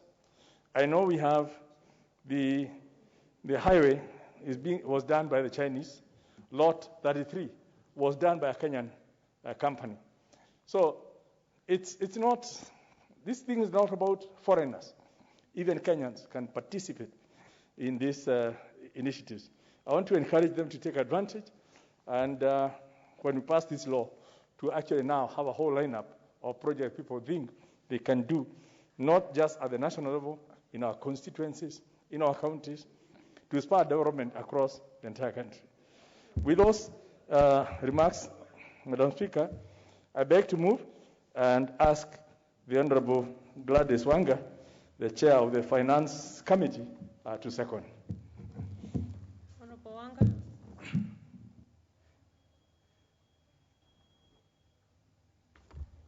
Thank you, Honorable Speaker. I rise to second this bill, the Public-Private Partnerships Bill, National Assembly Bill number 6 of 2021, that has been very ably and passionately moved by the Honorable Leader of Majority. Honorable Speaker, this bill was published on 26th February 2021 and read a first time on 25th March 2021, and thereafter committed to the Departmental Committee on Finance and National Planning, pursuant to Standing Order number 127. Honorable Speaker, for the record, the committee conducted public participation pursuant to Article 118(1)(b) of the Constitution and Standing Order 127, and received written memoranda and oral submissions from the National Treasury, the Public-Private Partnerships Unit, the Institute of Certified Public Accountants of Kenya, the Public Procurement Regulatory Authority, the Council of Governors, the Engineers Board of Kenya, and the Kenya Association of Manufacturers. Honorable Speaker, all stakeholders were in support of the bill, but proposed amendments which the committee put into consideration while preparing the proposed committee amendments, and some of the proposals were adopted, forming part of the committee's amendments. Honorable Speaker, as has been elaborated by the Leader of Majority, PPPs target to unlock funds that exist within the private sector to enable us foster economic development without necessarily always falling back on money from our exchequer. Honorable Speaker, there's been a lot of debate, national debate around the issue of our growing public debt. One of the ways and one of the reasons why my committee, the Finance Committee, took the matter as serious and urgent, and one of the reasons why we moved with speed to engage the stakeholders, we are able to provide a legal framework within which we can attract private money so that the debate on public debt, we can find other avenues, because the country has to develop. We must chew gum and scale the stairs. So we must look at how to get vaccines or how to educate our children and fund free primary and secondary education, while at the same time providing infrastructure and becoming the hub of the region in terms of investment and development. And one of those avenues through which we shall be successful is by providing this legal framework for public-private partnerships. Honorable Speaker, the Majority Leader did mention that since the passing of the PPP Act of 2013, and which has now been in place for close to 8 years, only 2 projects have been brought to financial closure. So, of course, there is a problem. Because if you have only done 2, you've only closed 2 projects in 8 years, then you must look at where the gaps are. And when the legal framework was looked at, this is what resulted in the amendments that have been brought in this PPP Bill of 2021. As the Majority Leader elaborated, the one that came in 2017 was to bring in county governments so that county governments would also become players. But this particular bill is nobody wants to go to, get into a partnership. No private person bringing their money would like to get into a partnership that will take 5 years or 3 years to negotiate before you arrive at where you want to go. And then you're told, okay, wait, we have now negotiated, we are now waiting for cabinet. Oh, cabinet met, but our agenda was not reached, so let us wait for another 2 weeks. Or the president is out of the country at the moment, so let us wait for another month. And months go by and years go by. What will happen ultimately is that this person, because this is a private person with their own money, they will look for another place. They will go to Ethiopia, they will go to Tanzania, they will go to another regime that will accept their money as quickly as possible. So this is why it is critical that we review this act with a view of reducing the bureaucracy and getting an enabling legal framework so that we can close more deals. And Honorable Speaker, I am happy that the PPP unit has now, revamped and has gotten, really the required skill on board so that we can close deals. Because PPP is about investment, it's about business. It's not so much about engineers or the projects themselves. It's about business. It's about having competent staff there who will think, which is this deal if we close, the person will get their return on investment and the country will benefit from the project. So, Honorable Speaker, this bill will enable Kenya to achieve better quality infrastructure and reduce reliance on exchequer for development, and hence reduce the need for seeking loans to undertake development projects. It will also facilitate ministries and county governments to provide expertise to the PPP agenda. And most importantly, Honorable Speaker, or very important, in clause 77 of this bill, there is the introduction of local content. When Kenyans might think about PPP, and Majority Leader has alluded to this, and think about it as a foreign concept or a concept to enable foreign money, but you will be surprised at how much money even Kenyans themselves have and do not know where to invest. So this provision for local content is such that even if you have a foreign company or a foreign person coming in to carry out a program, there will be room mandatorily for local content. And that is very, very important because it will enable Kenyans get jobs and business opportunities. Honorable Speaker, there is there is a provision now for a fully fledged directorate for the PPP, so that you can be able to attract enough good staff. And what happened previously in the 2013 law, there were what are called nodes, which are PPP units in every contracting authority. So such that if you went to Kenha as an example, Kenha would have to have a PPP unit, some water board somewhere will have to have a PPP unit, and these were called nodes in every contracting authority. But what this bill has done, because of the expertise required to close deals, it has created a directorate that can attract the skill set that we need to close these deals. So the directorate will take the place of all the nodes that we had in the various contracting authorities. So, Honorable Speaker, the bill reduces bureaucracy as it reduces statutory approvals by the PPP committee from 12 to 3. Previously, you would have to go through 12 sets of approvals. Oh, come back. Okay, is this your proposal? Okay, go. Is this the feasibility study? Okay, go to the committee. And you know the committee, as is set out in the bill, consists of principal secretaries. So you have the principal secretary National Treasury, the principal secretary planning, up to 10 principal secretaries. By the time you put these people, all of them together, and you get a time that they are available to meet, to look through your feasibility study, you're looking at a nightmare. So that has been reduced from 12 to 3. And then it limits the role of cabinet to policy and not contract approval. So cabinet will give a guideline, and then the committee and the directorate will now move to seal the deals or conclude the contracts. Honorable Speaker, it also defines county governments as contracting authorities and has representatives of the Council of Governors on the committee. The reason is a lot of these projects actually go on in counties, and some of them fall within mandate of county governments, hospitals or sometimes water projects as examples. Honorable Speaker,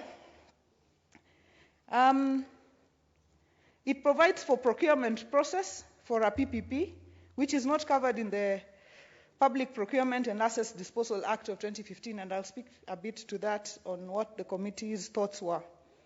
It provides for contract timelines, which was not covered in the PPP Act, and that the Majority Leader has alluded to. Honorable Speaker, apart from providing the time within which when you submit your proposal, for example, the time within which you get feedback, there is also the provision for timelines for the time within which, after you get into a PPP, the time within which you must begin that contract. Because, Honorable Speaker, you find that there is a PPP that was signed for the Rironi Nakuru Mau Summit Road, the one that we signed with the French, and up to date, they want to come back for renegotiation upon renegotiation without starting the project. So what the bill is also doing, one of the amendments we are proposing, is to have a period within which you have to begin the project. We are proposing a 6-month period within which, after signing the contract, you must now begin the project and not create any further room for negotiation and renegotiation.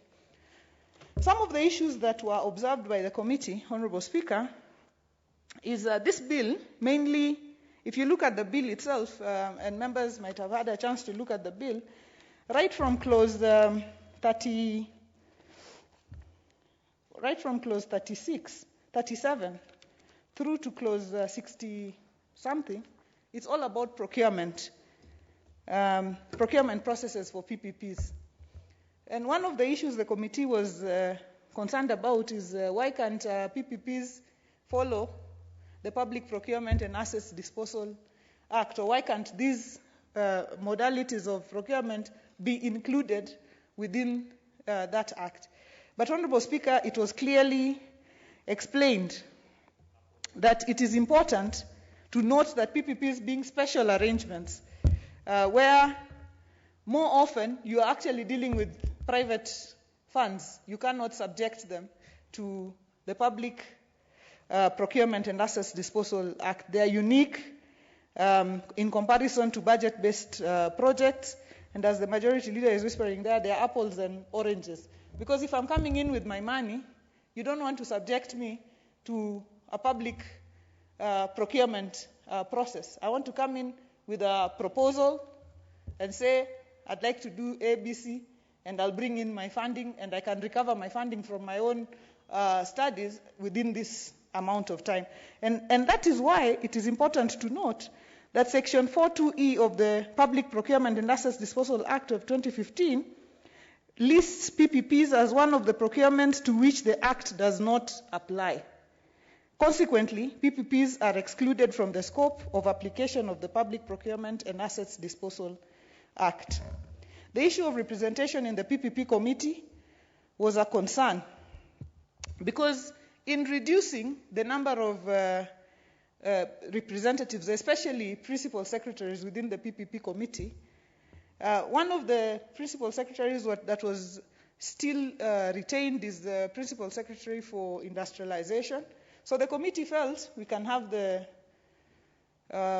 principal secretary for national treasury, the principal secretary for planning, principal secretary for infrastructure, and then have the rest of the principal secretaries co-opted on the basis of which project is being discussed at any given time. Because otherwise you would have all principal secretaries of all the departments, because at some point you will be dealing with a project on power.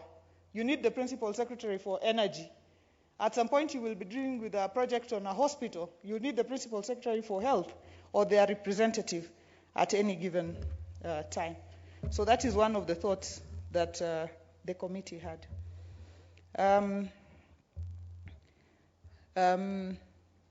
The committee felt that the scope for qualifications for the position of Director General should be looked at. Currently, it's a bit narrow. The bill is also silent on the process of recruitment of the Director General. This being a position in the public service, the committee felt that the bill should expressly provide for this recruitment in order to ensure that filling up of the position is done competitively in a transparent manner. In that case, the committee proposed that recruitment be vested in the Public Service Commission. There's a whole conversation and discussion around how the staff of the directorate are recruited. There's the issue of secondment of staff, which was seen as a good proposal. Honorable Speaker, the other key issue that we thought about is the role of Parliament in the PPPs. The role of Parliament in approval of PPPs should be clearly outlined. Because, Honorable Speaker, this Parliament approves budgets for every project that is conducted in this country. This Parliament is also provided with, as the BPS comes, it also comes with the status of our debt. So we felt as a committee that the issue of PPPs, that we must find a mechanism through which the PPPs at a global level, not on a day-to-day basis, but at a global level, Parliament is appraised of which PPPs the country is getting into. Because there's also the aspect of contingent liability, which the government has to, assign. So it is important that the role of Parliament is included in as we negotiate the PPPs. And the other point also, Honorable Speaker, and as I conclude, is in order to safeguard the interests of the public, the committee was of the view that PPP contracts should not exceed a concession period of more than 30 years. And the committee's conversation was a generation lasts 30 years, or a generation is 30 years, such that if we enter into a PPP, we should not enter into a PPP that binds the next generation as well.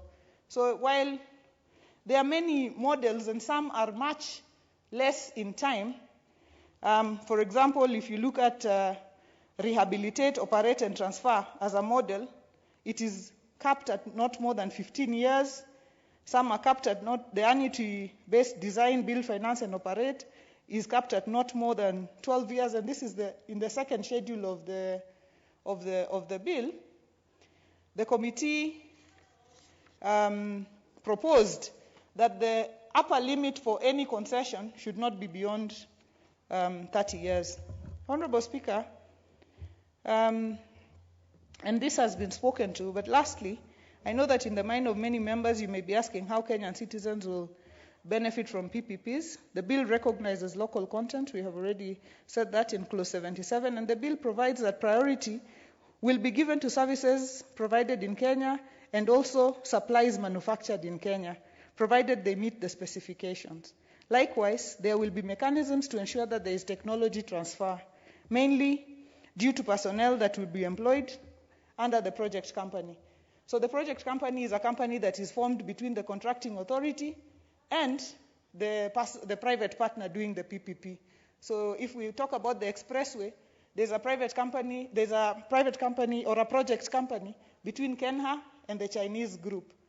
And when the staff are seconded to that project company, it is for purposes of technology transfer, so that as our private partners leave, we have enough capacity locally to be able to run the projects. There'll also be opportunities for corporate social responsibility programs, and the parties will be expected to comply with local content requirements provided under any other written law. There will also be opportunities for optimization for trade concessions for Kenyan goods and services outside Kenya. In order to achieve the aforementioned, the committee, on advice of Directorate, will issue the required guidelines. All the above issues were addressed in the amendments proposed by the committee, which shall be considered during the committee stage of the bill. I therefore, Honorable Speaker, with those many remarks, I second the bill, and thank you.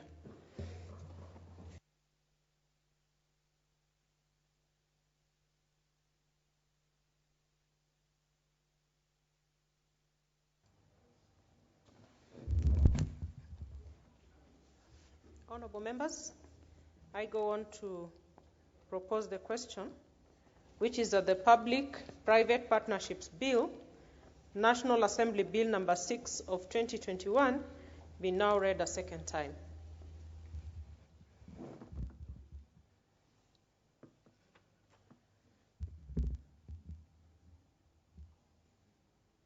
Honorable Sankok? Is Honorable Kiaria here? I just skipped him because I cannot see him. He's first on top of the list. The next is Sankok. Thank you very much, Honorable Speaker, for giving me this opportunity to support this very important bill. Honorable Speaker, let me start by thanking the committee led by the Iron Lady, Honorable Gladys Wanga, who is actually the Minister of Finance, and who brought a very important bill that will solve our economic problem that we are facing now as a country, not even only as a country, but there is an economic meltdown in the world courtesy of coronavirus pandemic. Honorable Speaker, Honorable Gladys Wanga and the committee did a very good job. They had public participation, which is well informed because I've gone through the report. And this is the bill that I can say is in front of this House properly, Honorable Speaker. Honorable Speaker, private-public partnership is paramount and is very important for our country, especially Kenya, not only because of what we are facing in the pandemic, but because of our Constitution 2010. Honorable Speaker, our Constitution 2010 places a very heavy burden on our government and our resources.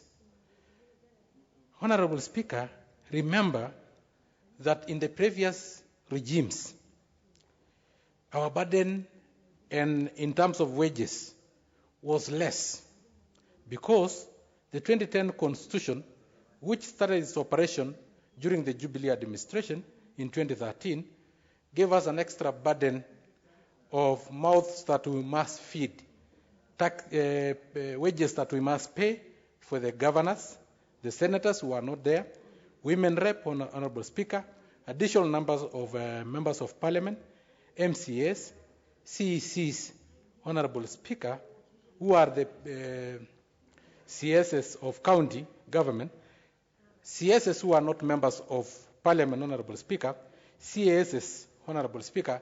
That is an extra whole lot that we had to maintain in terms of offices, infrastructure, and wages for themselves, wages for their workers, and Honorable Speaker, also to fuel their vehicles, Honorable. It was an additional burden to the government. Honorable Speaker, the infrastructure projects that Jubilee government impacted, Honorable Speaker, was also another very heavy burden for the taxpayers who are already overtaxed, Honorable Speaker. The infrastructure of 7,000 new kilometers of tarmac, Honorable Speaker, rural electrification projects, Honorable Speaker, free maternity, Honorable Speaker, free primary and secondary education, Honorable Speaker, were all extra burden that we had to bear. And you know, it is not the government, it is the taxpayers, Honorable Speaker. Honorable Speaker, the standard gauge railway was also a massive burden. And Honorable Speaker, so many other projects and the allocation to county government, which now stand at 18%, Honorable Speaker. All these came from the same taxpayers that were here, Honorable Speaker, that were there even in the previous regime. So we had, as a government, to be innovative. And I thank the majority leader and chairman of the finance committee, chair lady, Honorable, is it Wanga, is it Nyasukuta or Nyasunda? Honorable Speaker, I thank them because this is now where we have to be innovative and think of ways of taking care of this extra burden without overburdening again our taxpayers, Honorable Speaker, who have remained constant throughout this period. Honorable Speaker, one of these very important ways have been used all over the world. That is private-public partnership, where the private sector come with their money, whether they come from within or outside this country, invest in roads like this expressway, Honorable Speaker. And then they charge just the way buildings, malls, apartments are built by private sector, and they charge rent, Honorable Speaker, to return their money, Honorable Speaker. In this partnership, Honorable Speaker, the government is the owner of the land, Honorable Speaker. And the private sector pump in their money and then charge in a duration of time so that they can return their investment together with reasonable amount of profit and then again hand over to the country, Honorable Speaker. By doing this, we will be able to achieve a lot as a country. Honorable Speaker, also in this private-public partnership, we'll be able to create more jobs, Honorable Speaker. Because a pertinent question is that how many Kenyans are employed in the government? Almost 700,000, not even a million. How many Kenyans are in the private sector, whether informal or private sector? Honorable Speaker, there are 81%. Almost 15 million Kenyans are there, Honorable Speaker, working there and earning there, Honorable Speaker. By increasing the catchment area for the private-public partnership, that means we are bringing more investors, Honorable Speaker, who will create more jobs, Honorable Speaker, and very soon you'll find 90% of our workforce are actually in the private sector because with all these investment, then we create more jobs, Honorable Speaker. Honorable Speaker, I will be bringing amendments in the committee of the whole House so that we can be very specific on some timelines. Timelines on which the project must start, timelines on which the project must end, Honorable Speaker, and timelines on which we know that the private investor have already been able to benefit and refund or take their investment money and some reasonable amount of profit, so that we don't have that private-public partnership being open to eternity, that somebody who have built the Nairobi Expressway will be charging Kenyans for the next 200 years, Honorable Speaker. We have to know and judge from our traffic how much time do they require so that they can also be able to negotiate in terms of pricing, in terms of attracting more people to use those roads, so that in a duration of time, they hand over the project back to us because the land still remains ours. And this is an idea where, because the government owns a lot of land, then the Honorable Speaker, I do really support this bill. Honorable member, what's out of order? Who is the member, please? I cannot. Thank you. What's out of order? Thank you, Madam Speaker. Madam Speaker, we have a lot of respect for our colleague, Honorable Sankok. But is the Honorable member in order telling us that, or rather misinforming this House by saying that the constructor of the road will be charging us for the next 100 years? Honorable Sankok, you may want to repeat what you said and substantiate. Honorable Speaker. So that you don't create unnecessary panic to Kenyans. No, Honorable Speaker, you know, when you come to the House physically, but not emotionally and psychologically, some of these things may really bypass you.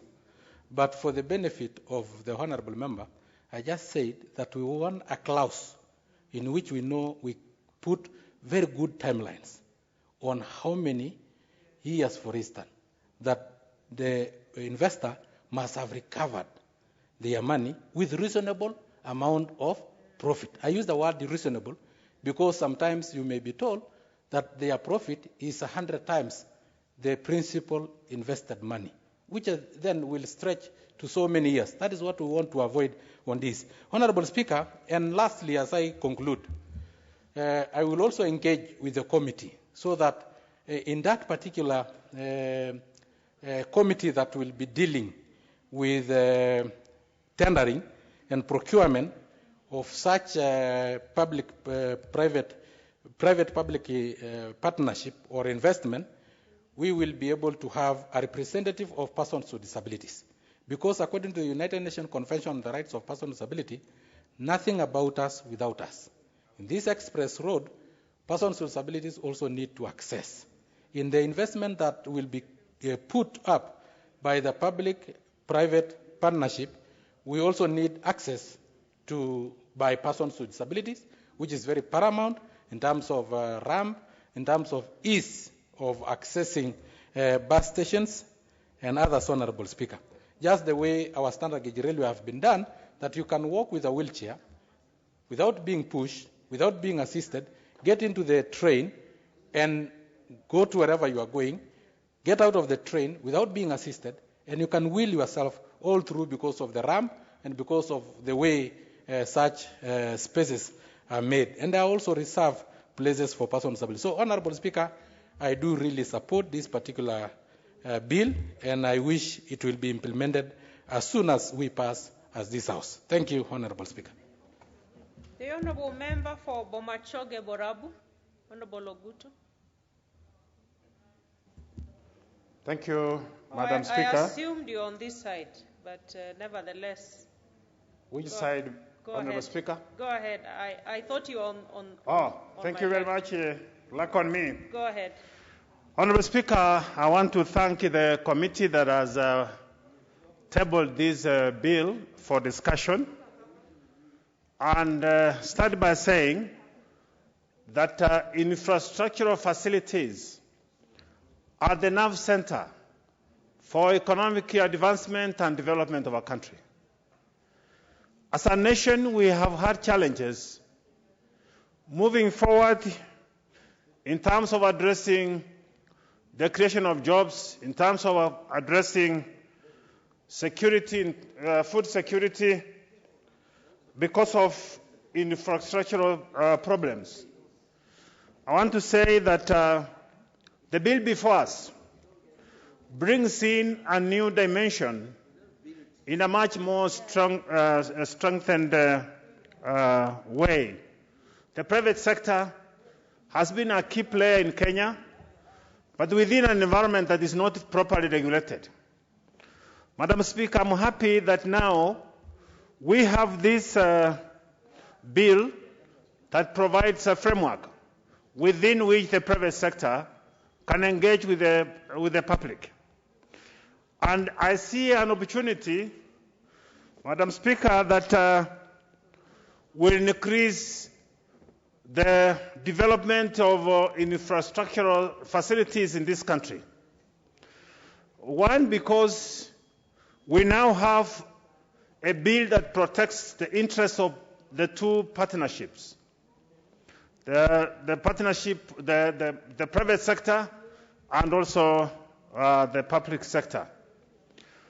That we are not talking about a competitive environment, but we are talking about a reinforced environment whereby the private sector with the expertise, the private sector with the resources will be able to engage with the national government in terms of turning around the many challenges that we face in this country, beginning from the roads industry, coming to electricity, and many other infrastructural facilities, including the provision of water. Madam Speaker, when you have a framework that provides a playground and regulations that are required for implementation of our projects, I think what we are saying here is that we are now better prepared to serve this nation. This nation has had a lot of challenges, especially in the area of electricity, in the area of roads. We are now inviting the private sector to work together with the public sector to provide these required facilities. Madam Speaker, my worry is that we hope that we will be able to manage some of the investors who will be coming as private actors who have been global conmen and conwomen in terms of signing agreements and running away and changing their names. So I believe the framework, with the capacity that has been provided the Directorate, there is also a committee that will be able to monitor the implementation of the various activities of this bill. I believe that we should be able to clean the investors who will be players with the national government. Madam Speaker, we don't expect a situation where the public funds will be siphoned through briefcase companies that will enter partnership with the government. I believe that with the structure of the implementation of the bill, where you have got various permanent secretaries with their technical support teams, we should be able to eliminate some of those investors that have got global bad images globally, to avoid a situation where the bill becomes another avenue for swindling resources from this country. Madam Speaker, I'm happy that the contracting authority will be established. That authority will work independently and also in consultation with the respective bodies where the projects will be implemented. What is more important, Madam Speaker, is that this authority will not have a reason not to substantively understand the background of the investors, but also not to operate within premises where clear deliveries are not well articulated in a way that will stand to gain as a nation because of the contractual process that has been set up by the bill. Madam Speaker, the private sector private-public partnership has been as on the ground for some time in this country. I know in the energy sector, what we call green energy has advanced quite widely in Kenya, especially in the tea industry, because of the role the private sectors has played working independently, but now it will work with the public institutions.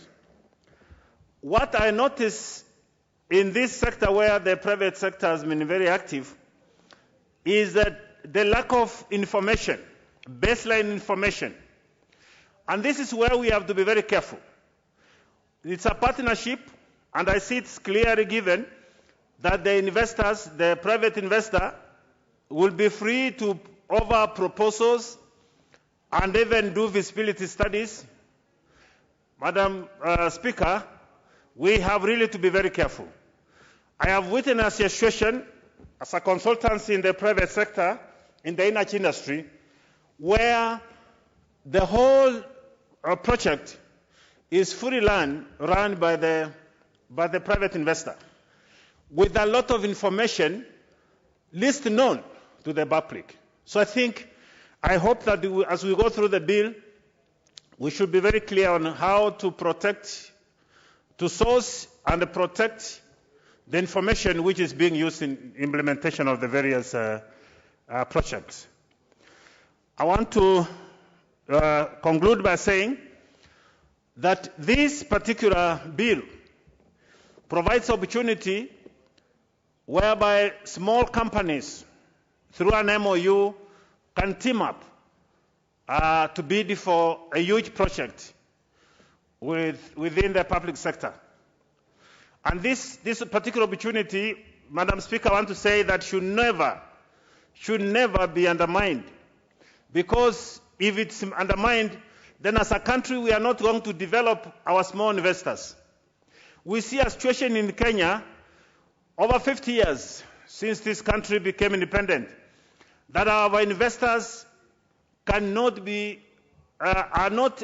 key players in the huge projects. And we consistently seem to be going that direction.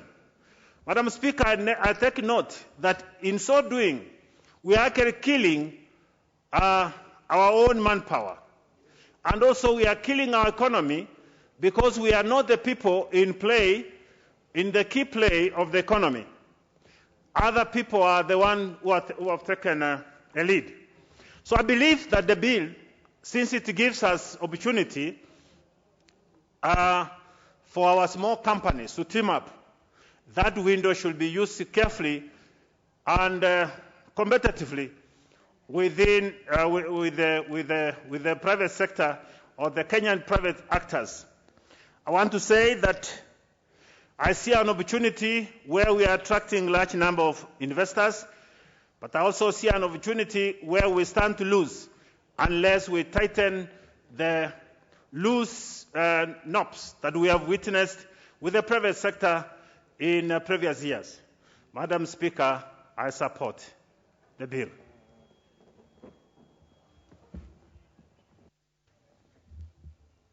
Let's have the Honorable Nyikalo Ambura, member for Seme. Thank you, Madam Speaker, for giving me this opportunity. Madam Speaker, this is an extremely important debate we are engaged in today. The principle of public-private partnership is actually a great principle that can actually facilitate development without straining us on taxes. However, Madam Speaker, it is important to look at the relationship between the private sector and the public sector. As I see it for a long time, these two sectors, important as they are, have not had a very good relationship. The private sector has had a predatory approach to the public sector, where if you get into projects where the private sector is involved, they look at the public sector as one that can easily be hoodwinked, where you can make huge profits, and where you really do not have to provide services as required. And that is an unhealthy relationship. There has also been an assumption in the private sector that the public sector is incompetent. Although in reality, if you go into the public sector, you get the most qualified people. I think the problem there is basically the bureaucracy, which I think this bill will probably address. In fact, the current performance, the recent performance of schools, of public schools during the COVID period actually begs the question. We have to analyze and say, how did that happen? What does the private sector do which they can't do in periods of hardship? The other issue you have to look at is that the issue of corruption is really key in all this relationship. And for a long time, we have assumed that actually corruption is a problem or is based in the public sector. The truth is different. The private sector promotes corruption in a very huge way. Madam Speaker, there is the story of a prostitute that asked a priest a question that who sins more? The one who gives money to sin or the one who takes money to sin? I think that is the relationship that we look at, that we should think about when we are talking of the issue of corruption in relation to the private and the public sector. In that case, Madam Speaker, it takes two to tango. So those are areas we should look at. We have not put enough emphasis on trying to actually address corruption in the private sector as it affects the public sector. However, Madam Speaker, the private sector is a key driver of our development and our economy. So we cannot really wish it away. While the public sector actually provides the framework for the economy and the growth of the country. So both are actually complementary. A law that provides a healthy relationship between the two, particularly in provision of service in infrastructure, is necessary. It's really essential. And therefore, I support this bill because I know it is doing that by improving the current law. Madam Speaker, it provides for a regulatory process of engagement, and it provides a comprehensive framework for the implementation of public-private partnerships. And also it addresses gaps in the existing laws. To that extent, I think this bill, if it passes as a law, will go a long way in improving our situation. It also provides for method of procurement that promotes speedy implementation of projects. Madam Speaker, I know from my own past experience how the procurement processes can actually delay, derail, and sometimes kill projects. To this end, Madam Speaker, I support this bill because it establishes a public-private partnership committee that will look into the details and will provide the structures, will provide the manpower, will provide the processes. And together with that, it also establishes a directorate together with the director. Part 4 looks at the process of identification of projects, which again is a big thing.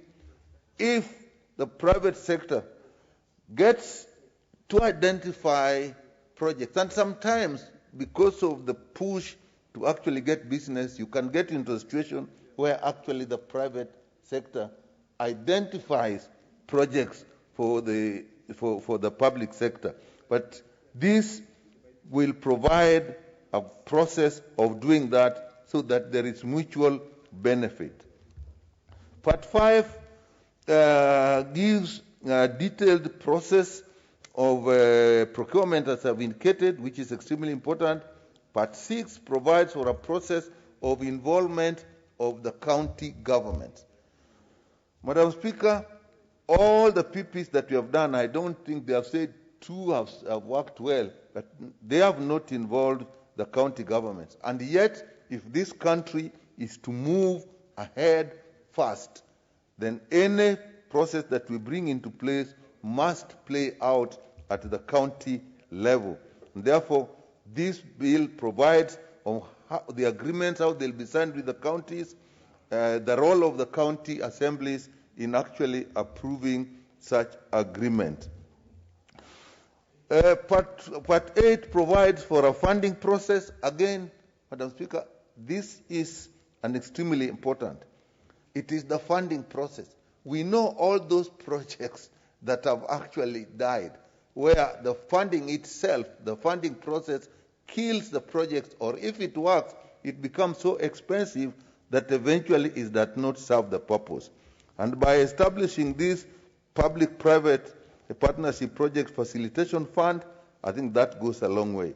But I must put a caution as I end, Madam Speaker, that if we don't look at it carefully and we will look at the bill and we will scrutinize it, we must make sure that the services that are provided by these processes are not too expensive and out of reach for the people, because then it will have been a futile effort and we could as well have just taken the loans and paid the loans, so that people don't pay the loans through a back door. With that, Madam Speaker, I support this bill. Majority Whip. Thank you, Honorable Speaker. Honorable Speaker, allow me to join my colleagues in supporting this bill by the Committee on Finance. And first and foremost, also congratulate the committee for the good work that they've done. Honorable Whip, you have 6 minutes. Just so that you... Thank you, Madam Speaker. I'm well guided. That you can transfer your time to the remainder of your time. Thank you so much, Madam Speaker. Madam Speaker, the committee has done a commendable job. This is one bill that spurs the economy. You have to look at it from the economic perspective. And Madam Speaker, considering the country and the global situation in terms of economics, times are tough, and they call for a country to be innovative, to know how to assist the citizens of it itself, Honorable Speaker. Honorable Speaker, the nature of business is that most of the investment, the capital investment, belongs to the government, but the service investment, Honorable Speaker, belongs to the private sector. Therefore, it is important that now this bill can amalgamate the two, from both the capital to service, to make a seamless investment into a particular economy, say now for this purpose our economy, so that we can now make our people enjoy what is possible. Madam Speaker, when you look at this bill, it's addressing issues of heavy capital investment, issues to do with housing units in terms of huge numbers, issues of road infrastructure, issues of electricity production, and issues of water and agriculture. Madam Speaker, all over the world, the economy has grown through partnerships. It could be international, it could be bilateral or multilateral across, Honorable Speaker. Therefore, the invitation of this bill to the people that we can now formulate it and pass it in this House, Honorable Speaker, will make the work, the investment and access to very needy services possible. Madam Speaker, I've looked at the world. I've looked at India. India has grown in terms of electricity production, Madam Speaker, through PPP, such that, Honorable Speaker, they invite a lot of private investors to participate in the production of the electricity. Madam Speaker, in the Committee of Agriculture, I had the privilege of assessing most of the agricultural large farms in Israel. They are privately owned, although in line with the government policies. Madam Speaker, when you go to China, in Canada, Madam Speaker, in the last parliament, I had the privilege through the Committee for Regional Integration to visit one of the agricultural production zones. And Madam Speaker, most of the investment is in the hands of the private sector. But the government provides the alternative in terms of, Madam Speaker, investing in large farms of 2,000, 3,000 acres so that production of food is made easier at a lower cost. You spread the economies of scale and production becomes, the costing part of it, Madam Speaker, becomes easier. If this bill is passed as it is, Madam Speaker, and the Kenyan people, together with the government, we enforce that we really believe in this bill, then most of the productions, most of our heavy costs will have to come down. I say so, Madam Speaker, from the background of cane production. I represent farmers in this House, and Madam Speaker, you find that most of the issues, the road network, we have to rely on the government. You have to rely on KERA to come and do the road networks. You have to rely on government to supply water. Should this now mature and the economy, we can now invite private players in a heavy scale, then, Madam Speaker, we might find ourselves in a better solution than the situation where our farmers are today. Madam Speaker, you cannot debate this bill minus anticipating another bill, although it is not, it's provided for in standing order that it's not good to anticipate a debate. But, Madam Speaker, because the bill is before this House on public debt by the Honorable Sakwa Bunyasi, you must understand, Madam Speaker, that you have to participate, look at this bill vis-a-vis the public debt. The same way the chair said while moving the seconding, that, Madam Speaker, it's important to scale so that we don't just allow to balloon private investors, players into the economy, minus the assessment and containment measures, which will stop the appetite of our private sector, together with the government, to borrow. Madam Speaker, itemizing on the bill itself, we have various good issues that, Madam Speaker, this bill is bringing along. The issue of the alternative source of funds by the government. Madam Speaker, in line with what my other colleague mentioned, it's not good enough to have a structure that you will pay for quite a longer time. It's good enough to know that lifespan of Kenyans in terms of active employment is 25 to 30 years. Therefore, if you are borrowing for a young person who has just come from the university today, it's good that that program is set such that we don't give leeway for a project to go for a longer period than 20 to 30 years, Madam Speaker. Madam Speaker, it's good that this model will ease that the public can now access the otherwise unavailable facility, so that if at all we are engaging the government, together with the private sector, it's going to be easier for the public to access. Madam Speaker, the bill has also highlighted the issue of the approval, the bureaucracy in government. Honorable Wangwe, let me stop you there so that you don't start a new trail of thought. Order, members. Honorable members, let me just mention that the Honorable Member for Navaholo, the Chief Whip, will have a balance of 4 minutes, having spoken for 6 minutes, when this business comes back on the order paper. And with that, honorable members, the time now being 6:30 p.m., this House stands adjourned until Thursday, 13th May 2021 at 7 p.m.